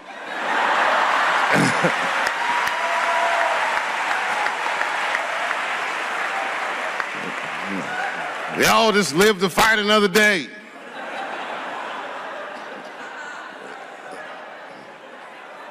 I gotta say, I'm very honored to be here, and I'm very honored to be here with the other honorees. Really, I'm like very humbled by you all, the work that you do, and you all make me want to be better. All of you.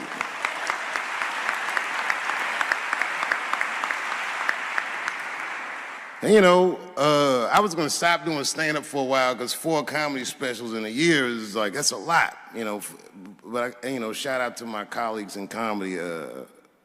I just want to say that in a way, this for me belongs to my mother primarily, who was an African American studies professor, and a lot of the content that I say, she raised me well. I'm not an uninformed person. But also, you know, my colleagues in comedy, like comedians have been getting beat up pretty bad recently, and we're somehow nowadays expected to speak with the precision of attorneys or politicians. We are not. I always think of James Baldwin. You know, James Baldwin was one of my favorite writers because he managed to tell white people what they feel like to be around.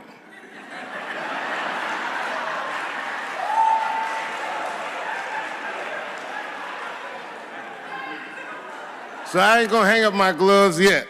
I think I got one more special in me.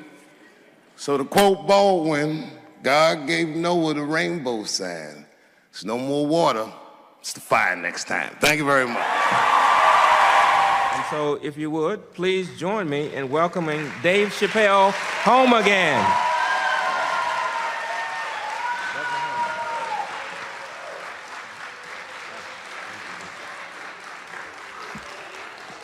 Oh, thank you. You know, I speak for a living, and I'm a little nervous today. I wanted to say thank you, Mr. President, and thank you, Bishop Green, and thank everyone at Allen University for hosting me today, because it feels special, right? When I think of this great-grandfather that I've heard about in my life, but never actually touched his legacy. So it's like the product of his loins coming to meet the product of his work. And it's an important day for me personally. And I know a lot of you guys are students, and I just want to tell you I'm the first person in my family to not go to college. And as the president has told you, I've done outstanding in spite of that.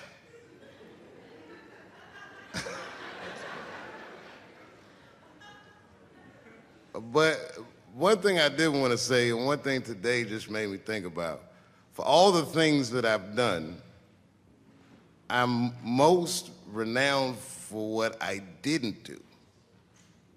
I've made decisions in my career that a lot of people have called insane. 2004, had a $50 million deal on the table, and in a crisis of conscience, flipped the table over and walked away. Went to South Africa. Everyone said I was running away from the money. That is not true. In fact, I still want that money.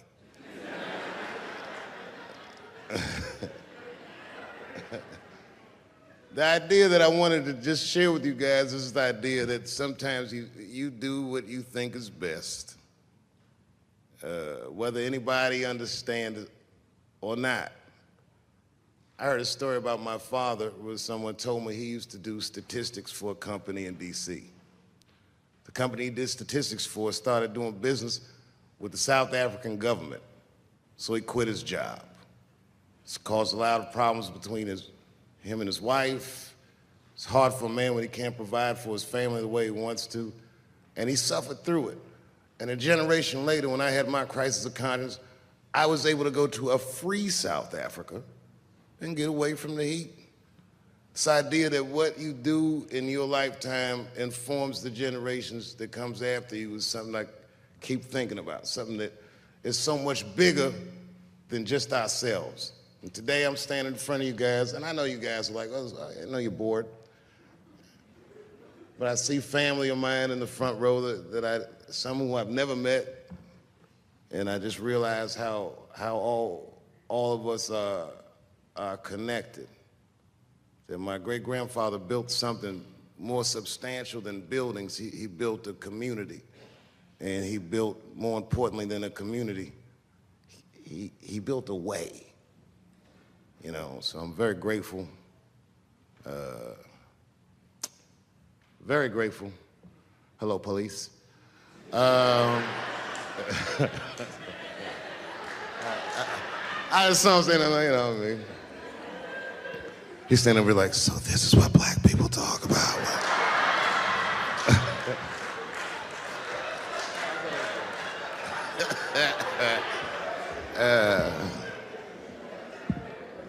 I just want you guys to remember, you know, that right now there's this thing where ethics aren't what they used to be. This idea that people are trying to replace the ideas of good and bad with better or worse, and that is incorrect.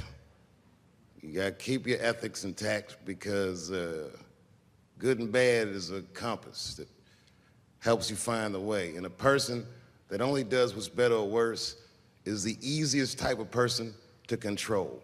They are a mouse in a maze that just finds the cheese. But the one who knows about good and bad will realize that he's in a maze. So, that being said, I just hope that all of you guys transcend whatever you see as your obstacles, and that you live outstanding lives, and that you stay connected to your communities because you have so much power there, and that you grow your communities and you diversify your communities, and that you don't let anybody tell you you can't or to be afraid. It's okay to be afraid because you can't be brave or courageous without fear. The idea of being courageous is that even though you're scared, you just do the right thing anyway. So in 2004, I walked away from $50 million, and in November, I made a deal for $60 million. So,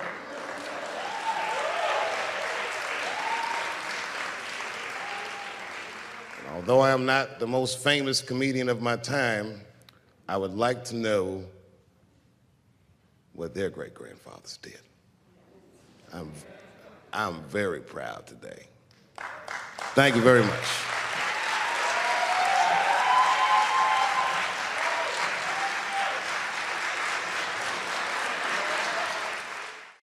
Boy, this comes as a complete surprise.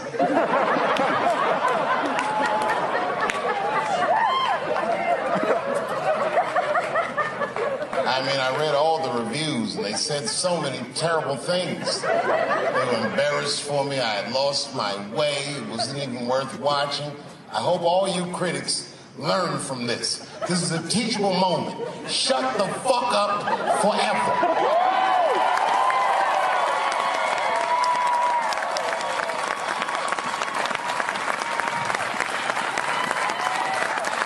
Two in a night. These aren't them. These are the ones I won for the other ones, motherfucker.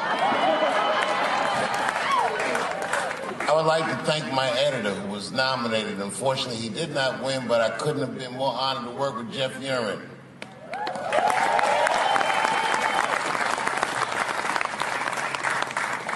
Stan Lathan has been directing television since 1968. Any show that I watched when I was growing up, he directed it. From Sesame Street to Sanford and Son to Good Times to Everything Black.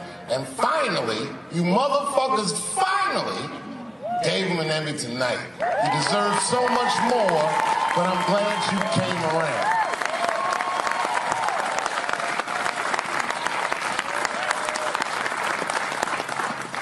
I'd like to shout out all the other nominees tonight. Tiffany Haddish and Patton Oswalt and Hannah Gatsby and Brother Mulaney. You guys are an inspiration to me, and I'm honored to be nominated with you. I'm sorry that you didn't win tonight, but who gives a fuck anyway? It's a special night because comedy gets to be itself. It's all we've ever wanted. I hope the war is over. We good? And as always, I love to thank my wife, Elaine.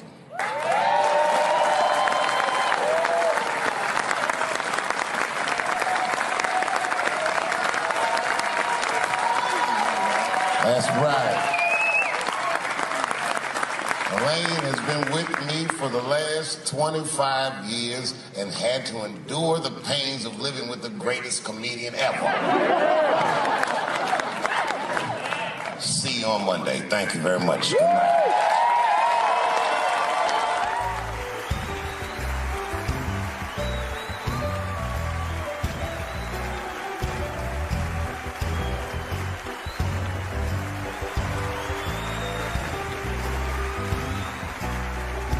Thank you.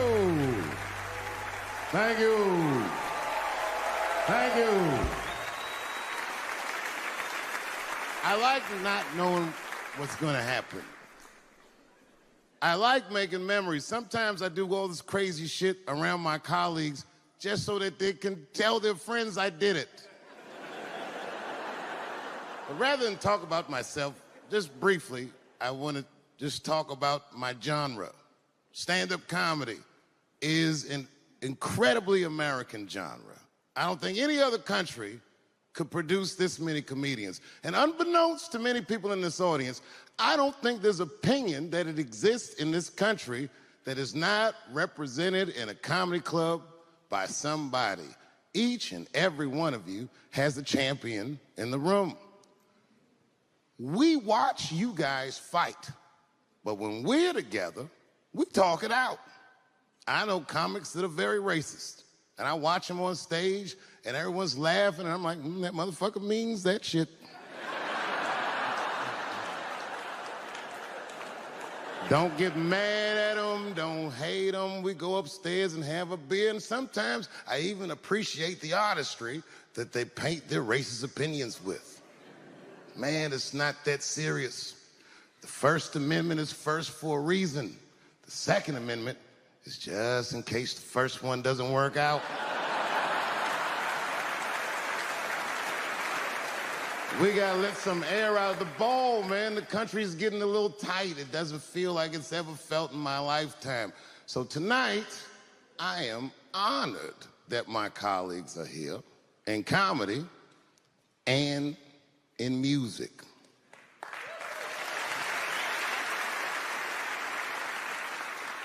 And I want everyone in America right now to look at me.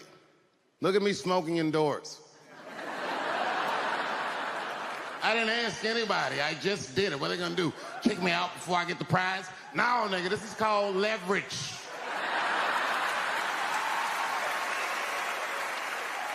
The thing that I liked best about tonight was that I saw so many people from different parts of my life, like friends that I grew up with here in DC, friends of mine from Ohio then and now, friends of mine from comedy clubs, all the fucking musicians that blew my mind. You guys have no idea how you inspired me. I want to give a special shout out to my OG, Tony Woods. Miles Davis has a quote. It's one of my favorite. Miles Davis said so much cool shit, but one of the things he said I always loved, he said, it took me years to learn how to play like myself. You know, he would watch other musicians and he would try to play like Dizzy or Bird or all the guys who were great. Tony Woods was my Dizzy and Bird if I was a Miles. I was trying to play like you. You were the first person I ever saw do it absolutely right. You were fearless and you told the truth. There's something so true about this genre, when done correctly, that I will fight anybody that gets a true practitioner of this art form's way, because I know you're wrong. This is the truth. And you are obstructing it. I'm not talking about the content, I'm talking about the art form. Do you understand? Do we have an agreement? And what I really wanted to say tonight, and I'm glad I get the platform to do it, I'm gay. I am gay, and I can't wait to see what this does for my career, being gay like this. So many special shout outs. One of the main architects of the comeback of the century, my brother and my mentor, the mighty Stan Lathan. I never dreamed that I would be able to work with someone as great as you. These last 5 specials, straight fire. I wouldn't want to do another special with anybody else but you. So eat your motherfucking vegetables and live as long as you can, because we doing a few more of these bitches. Neil Brennan, your speech made me cry, because it reminded me of all those hard days of work and all that money I never got for it. The other real special shout out I gotta make, because none of this would have been possible on any level without this person, is my mother. Mom. My mother. Mom. You have no idea what I put this woman through. If you had just given birth to me, that would have been more than enough. But the fact that she raised me and raised me well, we had a real oral tradition in our house. I knew the word griot when I was a little boy. A griot was a person in Africa who was charged with keeping the stories of the village everyone would tell a griot the stories and they would remember them all so that they could tell future generations. And when they got old, they'd tell them to someone else. And they say in Africa, when a griot dies, it's like a library was burnt down. And my mother used to tell me, before I ever thought about doing comedy, she said, you should be a griot.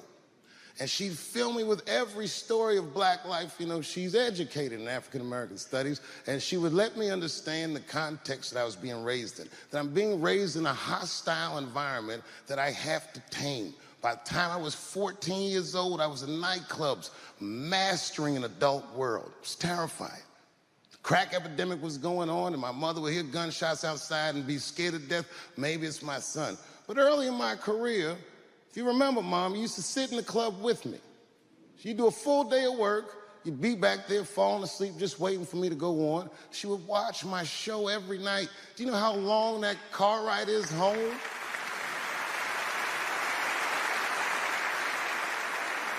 How many of you have ever heard your mother say, pussy jokes were a little too much tonight, son?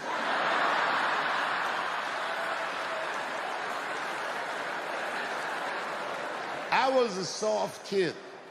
I was sensitive, I'd cry easy, and I would be scared to fist fight.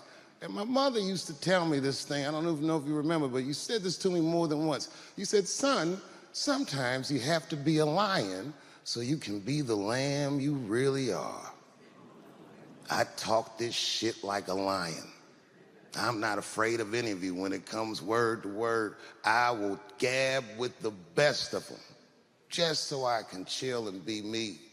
And that's why I love my art form, because I understand every practitioner of it. Whether I agree with them or not, I know where they're coming from. They want to be heard. They got something to say. There's something they notice. They just want to be understood. Love this genre. It saved my life. So tonight, Mom, I would like to honor you in a very special way that I cannot do on my own. But because now I'm a man with great and influential friends, I'd like to ask my man Thundercat to come out on the stage. Thundercat, the Mighty Most Def.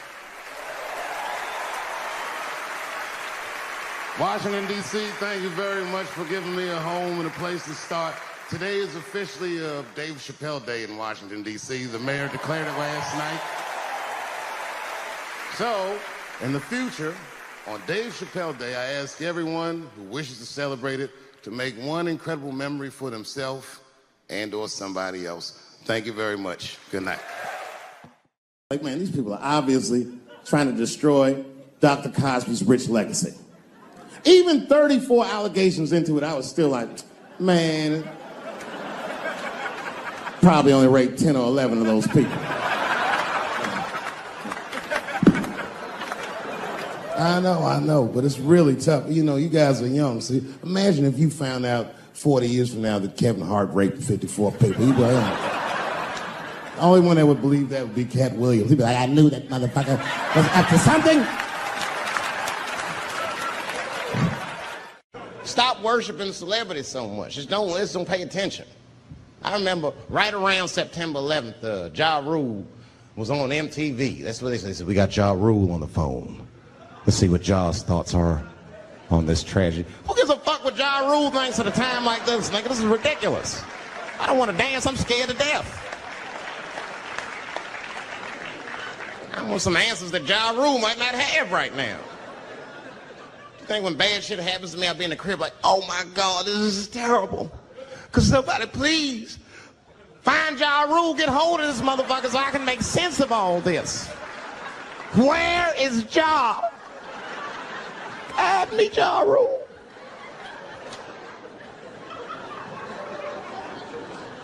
I don't even know why people listen to me. I'll say anything, nigga. I've done commercials for Coke and Pepsi. I don't give a fuck what comes out of my mouth. I just say what it takes. Whatever it takes, that's what I'm saying. If you want to know the truth, can't even taste the difference. Surprise! All I know was Pepsi paid me most recently, so it tastes better. It's pretty much how the game goes. I'm just being real, man. There's too much goo-gagging over celebrities. People don't know what's fake and what's real anymore. That's why Bill Cosby got in trouble. Look what happened to Bill Cosby. Bill Cosby said some real shit, and the whole world freaked out on him. For what? For having an opinion? Just because he was selling pudding pops for the last 40 years, people forget that he's a nigga from Philly in the projects, and he might say some real shit from time to time. It's not that big of a deal. I spoke at my old high school, and I told them kids straight up, if you guys are serious about making it out of this ghetto, you gotta focus, you gotta stop blaming white people for your problems, and you've gotta learn how to rap or play basketball or something, nigga. You're trapped. You are trapped.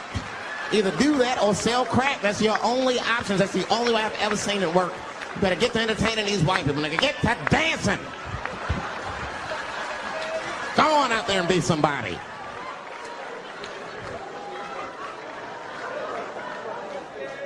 I just hope they listened.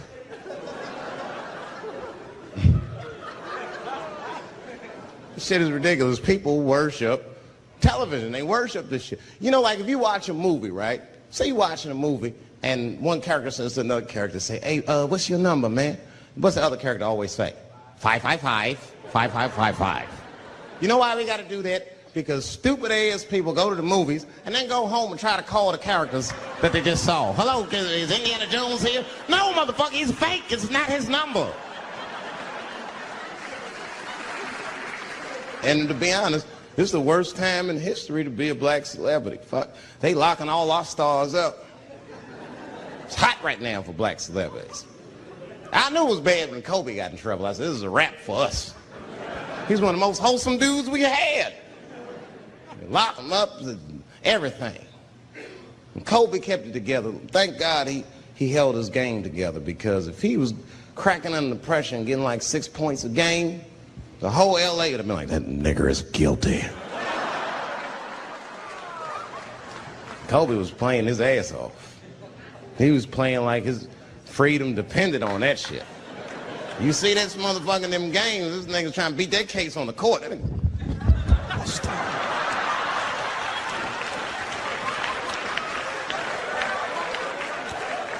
Like the judge threw him the ball, like, play for your freedom.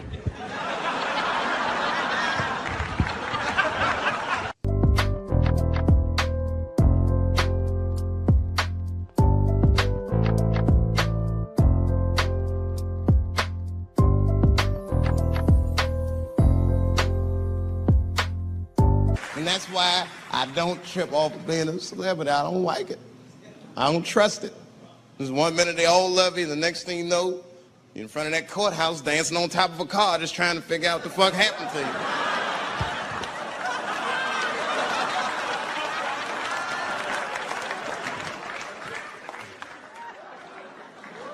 That's what I'm waiting for, because the timing of this Michael Jackson shit is what makes me doubt it. Every time there's wars going out of control, or the economy gets bad, or something is wrong with the world at large, it's always these moments in history that Michael Jackson will coincidentally jerk off a kid. This is getting ridiculous. Like, are you planning this shit? Do you have meetings? Michael, thank you for coming.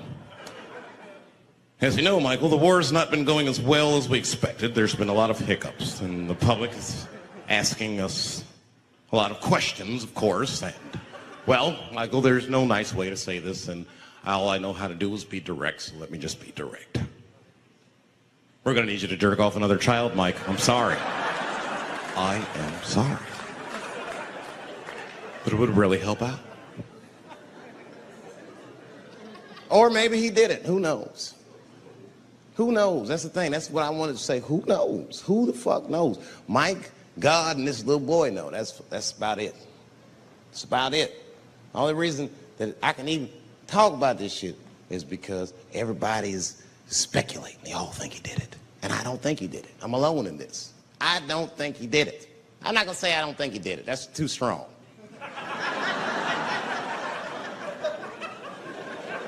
Let me just say I am reserving judgment until all the facts come out. But so far from what I heard, I mean, the kid said he was dying of cancer. He was in Make-A-Wish Foundation. He claims he had 2 weeks to live, and it was his dying wish to meet Michael Jackson. Come on, man, give me a fucking break. This kid is 10 years old. He don't remember Thriller. The fuck you want to meet Michael Jackson for, honestly? I remember Thriller, and I just like kind of want to meet this nigga. Like, I wouldn't break an appointment to meet him. I'll put it that way. I'd have to already be free. That's ridiculous. That's like if I'm dying in 2 weeks and go, oh, mama, oh, get me in a room with Chubby Chuckle. I wouldn't want to meet that motherfucker. My last 2 weeks. Why not Usher or somebody like this? So then the kid claims he goes to Michael's house. This is where it all gets crazy. I don't, like, you know, he does everything you'd expect at Michael's house. They climbed trees and rode roller coasters and Ferris wheels. The chef made cookies, pies, and cakes. They was petting a monkey and a giraffe. Sang songs, kid shit. And in the middle of all this childlike activity, for some reason, Mike pulled out some wine and some pills and sucked his kid's dick. Folks, it hurts me to say it. And the kid had the nerve to call that abuse. Motherfucker, that is a good host. God damn, what else do you want? What else do you want? I'm lucky to get a glass of great drink at my friend's house. Let alone a roller coaster ride and my dick sucked. Mike must be confused, like I brought you in my house, I fed you, I sucked your dick, and this is how you repay me, motherfuckers? This was your wish, not mine. Thought you were dying in 2 weeks. What happened to that, motherfucker? I've been in court for a year and a half. You get stronger every time I see you.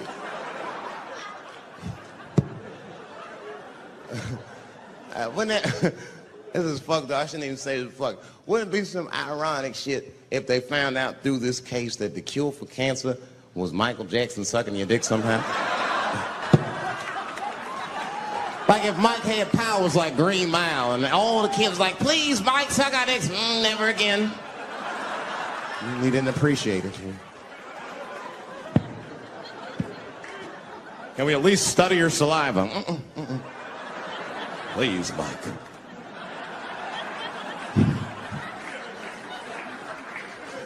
It just doesn't stop, though. It just doesn't stop.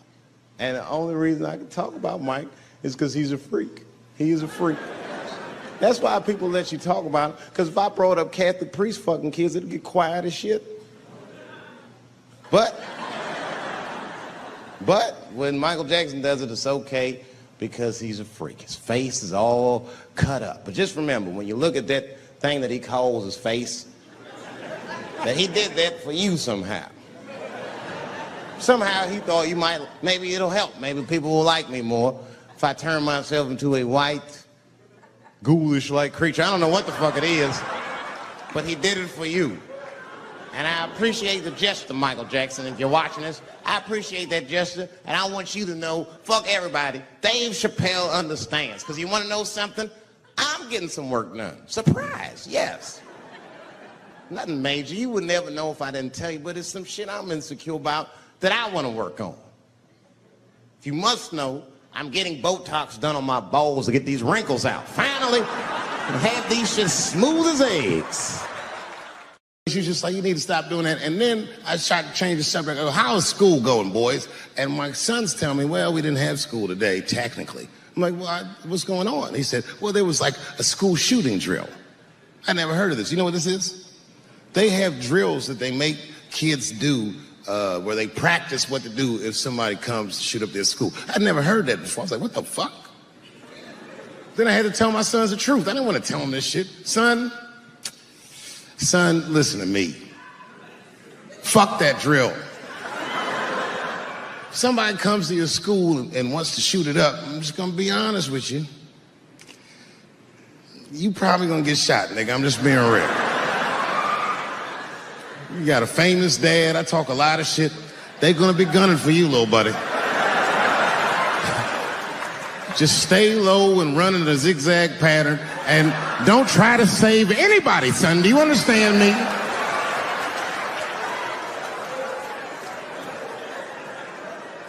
If you're a parent, this shit is terrifying. This shit is real scary. All the parents is looking at each other crazy because we know as parents that one of us is raising the shooter. Just don't know which one of us it is. All we know for sure is that if you're a white parent, the chances that it's you exponentially higher than the rest of us. It's fucking crazy. You know, I hated school too. It never occurred to me.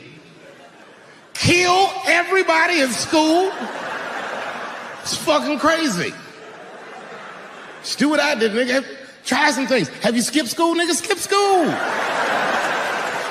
Take a walk and meet some other kids. Fuck school, nigga. Some scary shit. I've given this a lot of thought. I don't see any peaceful way to disarm America's whites. I hate guns, personally. I can't stand them. Yeah, but I have several. I don't want them, but I feel like I need them. Don't forget where I live. I live in Ohio. And anyone that knows anything about Ohio knows that even the word Ohio is an old Native American word. It means, literally, land of poor white people.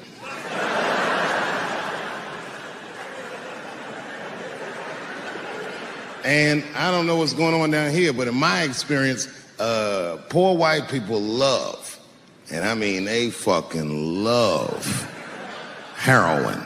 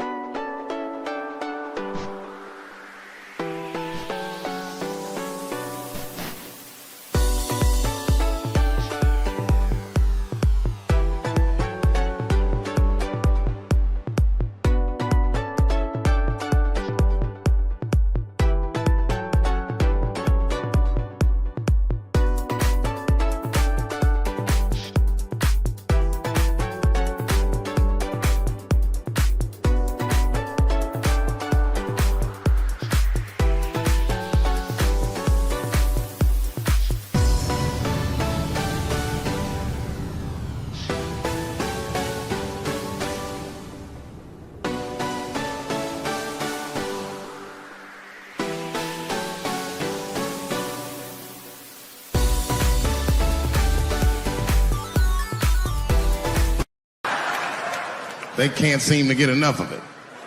I didn't even know what I was looking at first. I was just driving like, why are all these white people so sleepy out here? These things. It's really bad.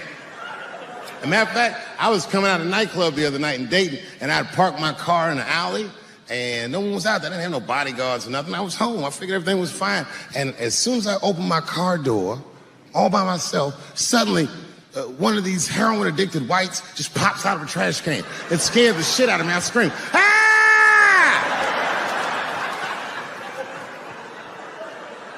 And then I realized it was a woman. She was fucked up. She's like, hey, man, relax, okay? I'm sick, all right? I need some drugs, man. Please, I'll suck your dick for $5, man. I was like, ugh. 2.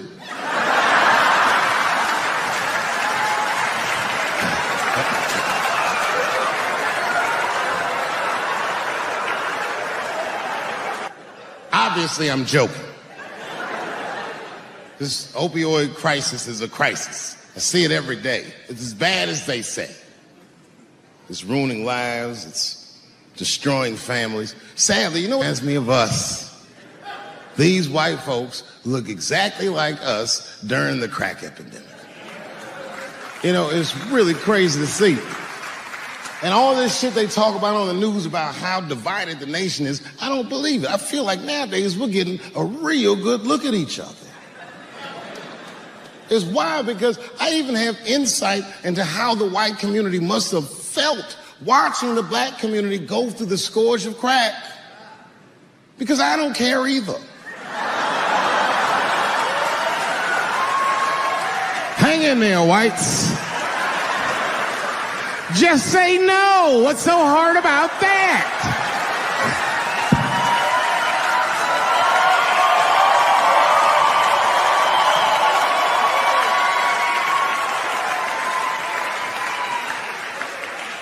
Remember when y'all said that to us? But it's okay. There's no grudges. Now you finally got it right. Once it started happening to your kids, you realize it's a health crisis. These people are sick. They are not criminals.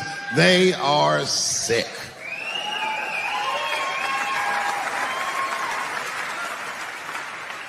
Be that as it may, I'm armed to the teeth. First gun I bought was a 12-gauge shotgun. I didn't want the gun. Remember, though, I'd moved to a farm, and I was sitting there on the porch, and I see a white dude walking across my property, entitled, like he's supposed to be there. He had a rifle over his shoulder, too. Ain't that a bitch? I said, what the fuck is this guy doing on my property?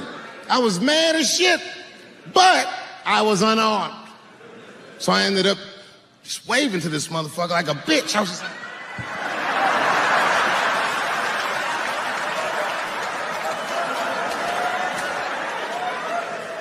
And as soon as he got far enough away, I ran to my car and sped to Kmart.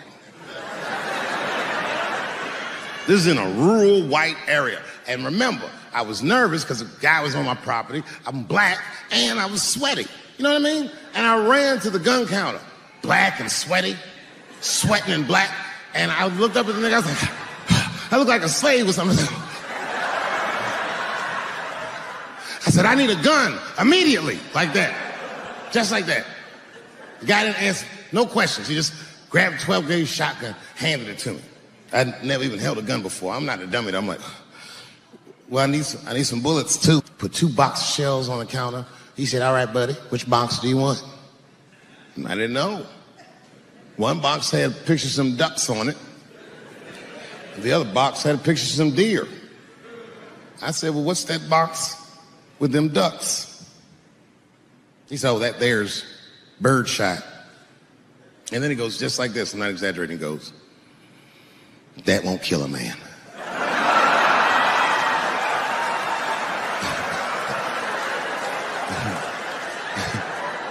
He said, it'll just pepper him up nicely. I said, what the fuck? Pepper? You know what it means to pepper a motherfucker up? It means that when the shell explodes, hot BBs will shoot out of the barrel of the gun, not killing a motherfucker, but penetrating their skin and shallow flesh. Boy, that's gotta hurt. Hot BBs? Ha ha! Remember when Dick Cheney shot a motherfucker in the face and he lived? That was birdshot. I said, well, what's that box with the deer on it? He goes, oh, that there's buckshot. That'll put a hole in the goddamn truck if you wanted to.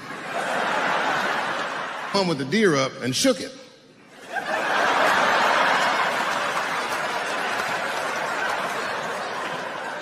I thought he was trying to trick me. I was like, do you have a box with a picture of a white dude trespassing on it? Because it's exactly the strength I'm looking for.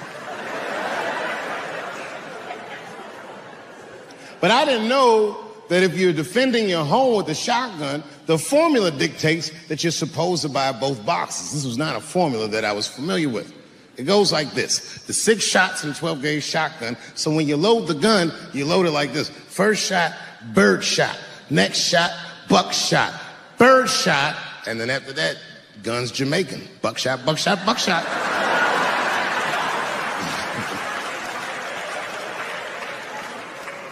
She got to picture it, okay? Like, say I'm in bed and I'm sleeping, and suddenly my wife wakes me up. David, wake up. And I'm like, oh, look who's come around. And I pull my dick over the top of my pajamas.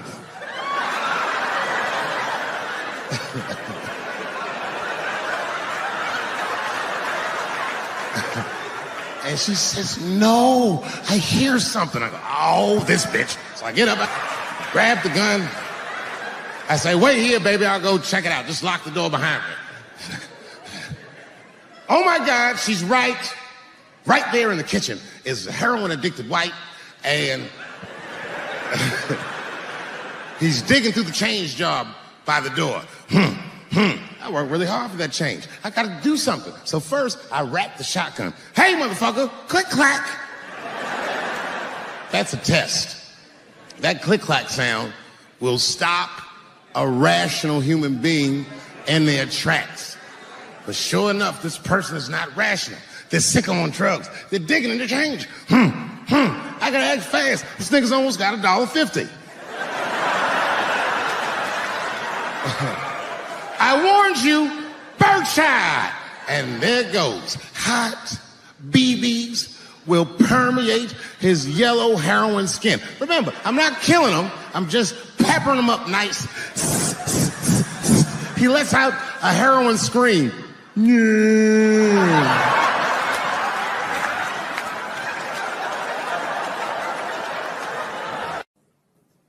I'll tell you what happened, but I can't say it directly. There's a book to me that encapsulates my entire experience before I left the show. And the book is called Pimp. It's written by a guy named Iceberg Slim. Here, bring it up here. This is Matthew.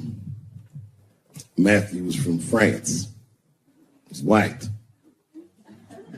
And yet, he has an original copy of this book written by a black American who was a pimp in the 40s. Iceberg Slim, his real name was Robert Beck. He got the name Iceberg because he was in a bar in Chicago and there was a shootout in the bar and a bullet went through this nigga's hat and he still finished his drink. Pimps love shit like that. They said, man, you ice cold. And he said, I like that. And it stuck. This book is so heavy in the front. It has a glossary of pimp terms because the ideas are so foreign to the American ears. For instance, do you know what the phrase mileage on a hoe means?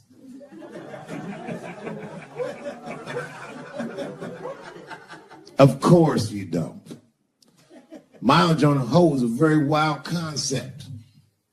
It means that pimps understand there's a finite amount of bad shit a person can do before they'll lose their fucking mind. And a good pimp can look at a woman that he's never seen before and call it. She's good for 500 fucks. That's her mileage. Anything over that, that bitch is gonna spill. They do it to you. Why the fuck do you think most of us work from 9 to 5? Because 9 to 6 might kill a bitch.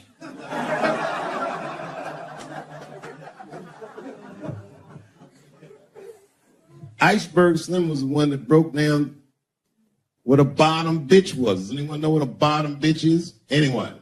What's a bottom bitch, sir? It's your prostitute that's the best out of all of them. That brings in the most money. That's right. That's exactly right. Are you black? That's right. A bottom bitch is a pimp's number one hoe. She's even a bitch that helps him keep the other bitches in line. I will repeat. She's even the bitch that helps him keep the other bitches in line. The pimp was McDonald's and the bottom bitches is French fries.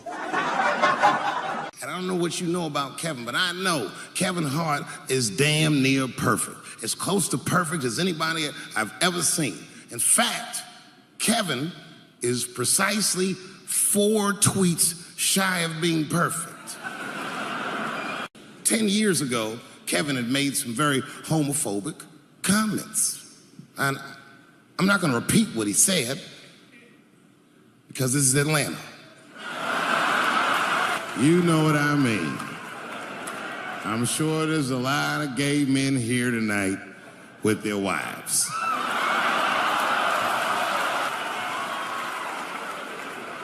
Far be it from me to offend anybody. All right, I'll tell you what he said.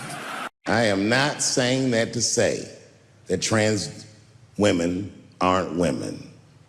I am just saying that those pussies that they got, you know what I mean? I'm not saying it's not pussy, but that's like beyond pussy or impossible pussy. You know what I mean? It tastes like pussy, but that's not quite what it is it? It's not blood, that's beet juice.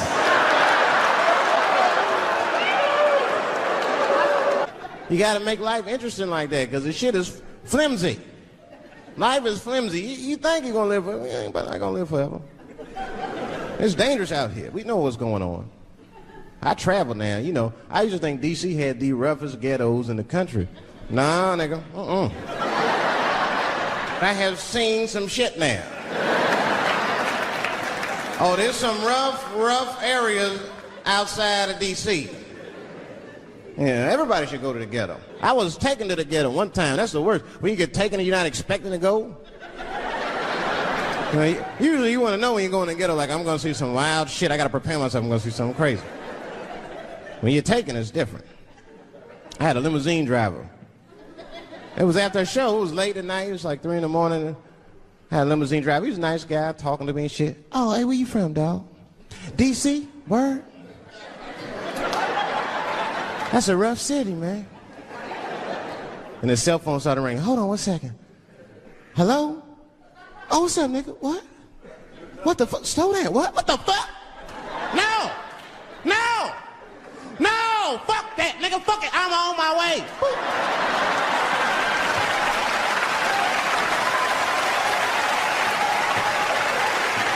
Hey. I gotta make a stop real quick. At 3 o'clock in the morning. I didn't know he was taking me to the ghetto at first.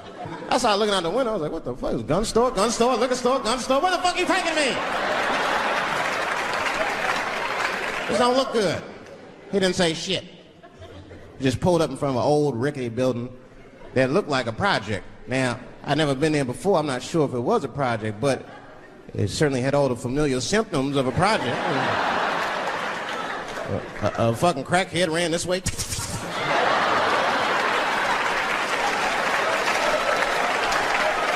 And then another one jumped out of a tree and shit. And I said, I'll be right back. And left me. Took the keys with him and just left me. At 3 o'clock in the morning, in front of a project, in a fucking limousine. This was not good. I was like, man, I gotta look around and see if I can see some landmarks and figure out where I'm at. Might have to escape on foot. Now, this is when I knew I was in a bad neighborhood. You only see this in the worst neighborhoods. Remember, it's 3 o'clock in the morning. It's 3 o'clock in the morning. I look out the window. There was a fucking baby standing on a corner. Look at this. And the baby didn't even look scared. He was just standing there.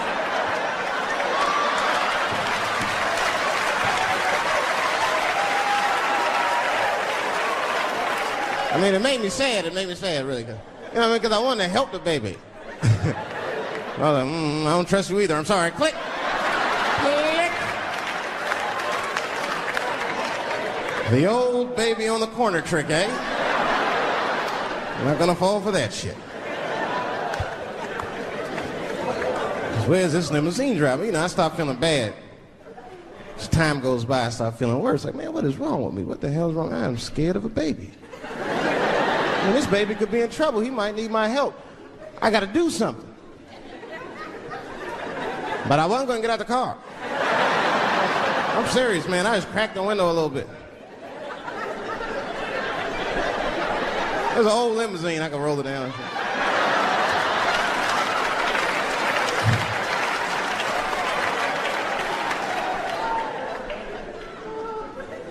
Hey, baby.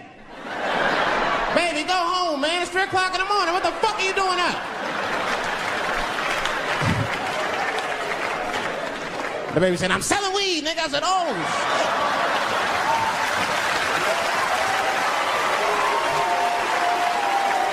I wasn't expecting that. I'm sorry I had to buy 2 bags from the car. Let me get 2 coins. Got back in the car and rolled me a joint, man. So, that shit was scary, man. Every once in a while, like a crackhead would come up to the car and look in the window. It was like Jurassic Park and shit. He'd be looking on the car. Hey, get out of here, cracky.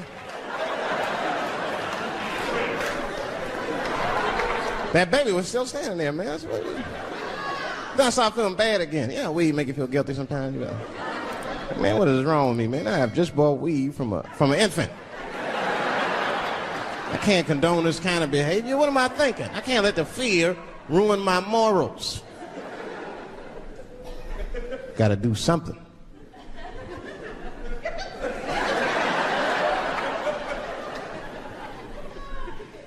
Hey, baby. Stop selling weed, all right? You got your whole life ahead of you. He said, fuck you, nigga, I got kids to feed. I said, God damn. Fuck, I need an alibi. I can't be no celebrity. This shit is just the worst. I'm seeing it. I see why stars are crazy, man. These motherfuckers. I went to Disney World with my kids, which is a big deal for me. I don't get to see my kids so much. I do Chappelle show 20 hours a day. Sleep for like half an hour, raise my kids for 10, 20 minutes, and I go back to work. Now, this particular day, I got to hook up with the kids. We went to Disney World. Everybody at the park, fucking everybody. Hey, I'm Rick James, bitch. Hey, I'm Rick James, bitch. It's like, hey, man, hey. You mind not calling me a bitch in front of my kids? Time out, motherfucker. We take a day off. Even Mickey Mouse did it. I said, this is the most unprofessional shit I have ever seen in my life. Rick James, bitch. Oh, I was fed up. I caught that motherfucker with an uppercut. Bop! Knocked his head clean off. Everybody was screaming. Oh my God, oh my God. Mickey Mouse is Mexican. But everybody's getting along. I see that shit. I see it all around. Blacks and whites don't fight so much. You know who don't have no beef with anybody is Asian people. I see how y'all be doing. Y'all just lay in the cut. Only people Asian people beef with is other Asian people. Like if you call a Korean guy Chinese, I've done this. They will flip out. Hey! What make you think I'm Chinese? I am Korean. I look Chinese. Yes, motherfucker, you do look Chinese. That's why I said it. It's an accident. Nigga, to the untrained eye, you all look Chinese to me. It's a mistake. I'm not trying to offend you. Some people say all black people look alike. We don't get bent out of shape. We normally just call those people police. Okay? Just learn to live with it. That's all I can do. He was one of my first white friends, like, in my life, man. He was a good dude, too. He moved to Silver Spring from Utah, of all places. I guess his family was affiliated with that Mormon church they got down there. And me and him used to hang out. And one day I was at his house, we were just hanging out, and Timmy says, Dave, why don't you stay for dinner tonight? I said, oh, man, I'd love to, but I can't. If I'm not home before dark, my mother will kill me. That was a lie. My mother had several jobs. I hadn't seen her in like 3 or 4 days. And the only reason I lied to Timmy was because at that point in my life, it was my experience that white dinner wasn't delicious.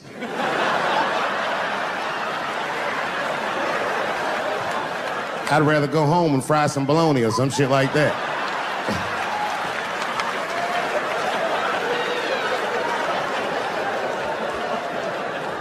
But then old Timmy threw me a curveball I wasn't expecting. He said, oh, it's too bad you can't stay, Dave, because Mom made stovetop stuffing. I said, what the fuck, stovetop?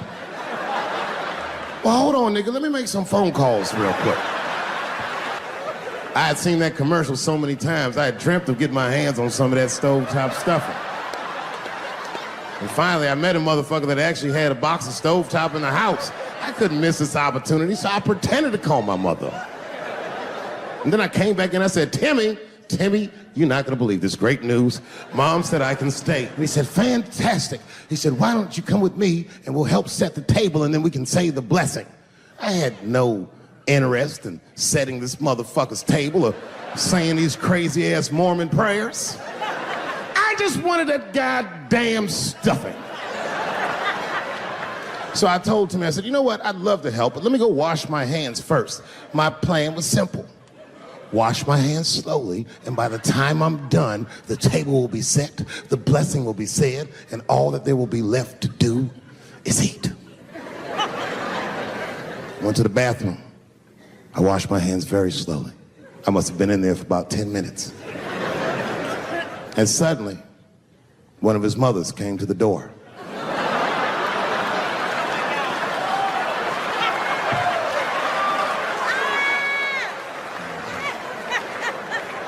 She was like, "Hi, David, right?"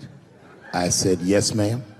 She said, "Timmy tells me that you're planning on staying for dinner." I said, "I hope that's not a problem, ma'am." She says, "No, it's no problem. In fact, we'd love to have you. It's just that we weren't expecting company. And I'm afraid there's not enough stovetop stuffing for everybody." So I kicked her in the pussy. Bam! Ladies and gentlemen, I told you I'm dope, nigga. I told you what I was gonna say and you still didn't see it coming. And that's why I make the big bucks.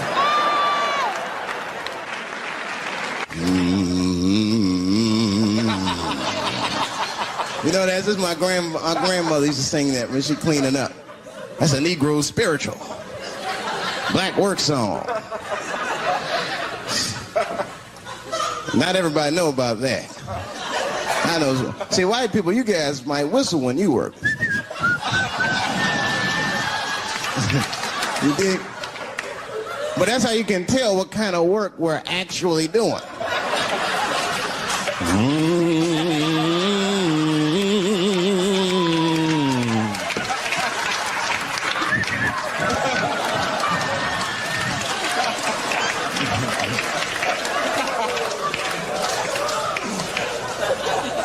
I study that kind of I do. Anything that has to do with race. I read a little here, see a little there. And I travel. That's always good. Traveling has made me a racism connoisseur, if you will. You know, it's different from region to region. Anyone ever been down south? So you guys know what I'm talking about. And the racism down there is just it's perfect. It's due to a perfection. It's comfortable, it's out in the open. There are no secrets in Mississippi. Everybody knows the deal. Morning, nigger. Morning, sir.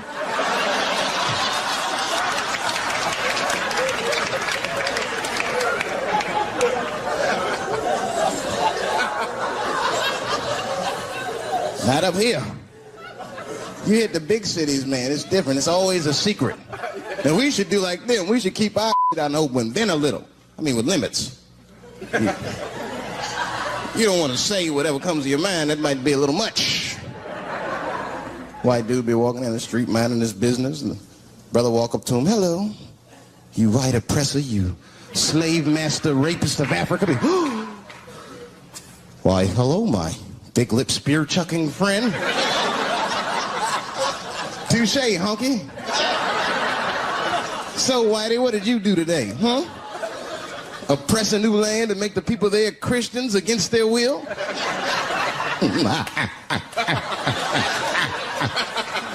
"What did you do, fellow? Burn those big black lips on a crack pipe as you missed your job interview?" "Easy, Whitey, you're cutting deep.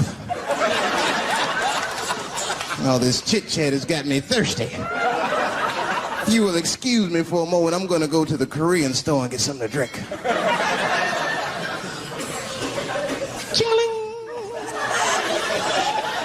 "Hello. You slanted-eyed, ruining the economy in our neighborhood by opening stores and taking the money out the community. Chink." "Well, good afternoon, you browse around but never buy anything, suspicious looking nigga." After a while, that might be too much.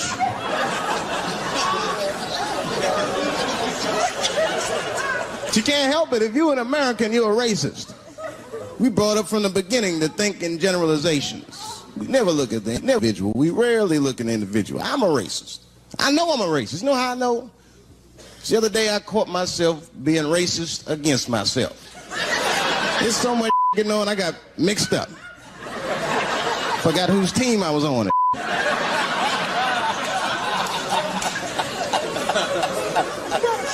One time I was reading the paper, man, this story came on about this guy was suing a department store because they wouldn't let him play Santa Claus, you know, because he's black. And I was actually like relieved when the department store beat him. That's bad. But I wasn't ready for that. I wasn't ready for the idea of a black Santa Claus, man. That would suck.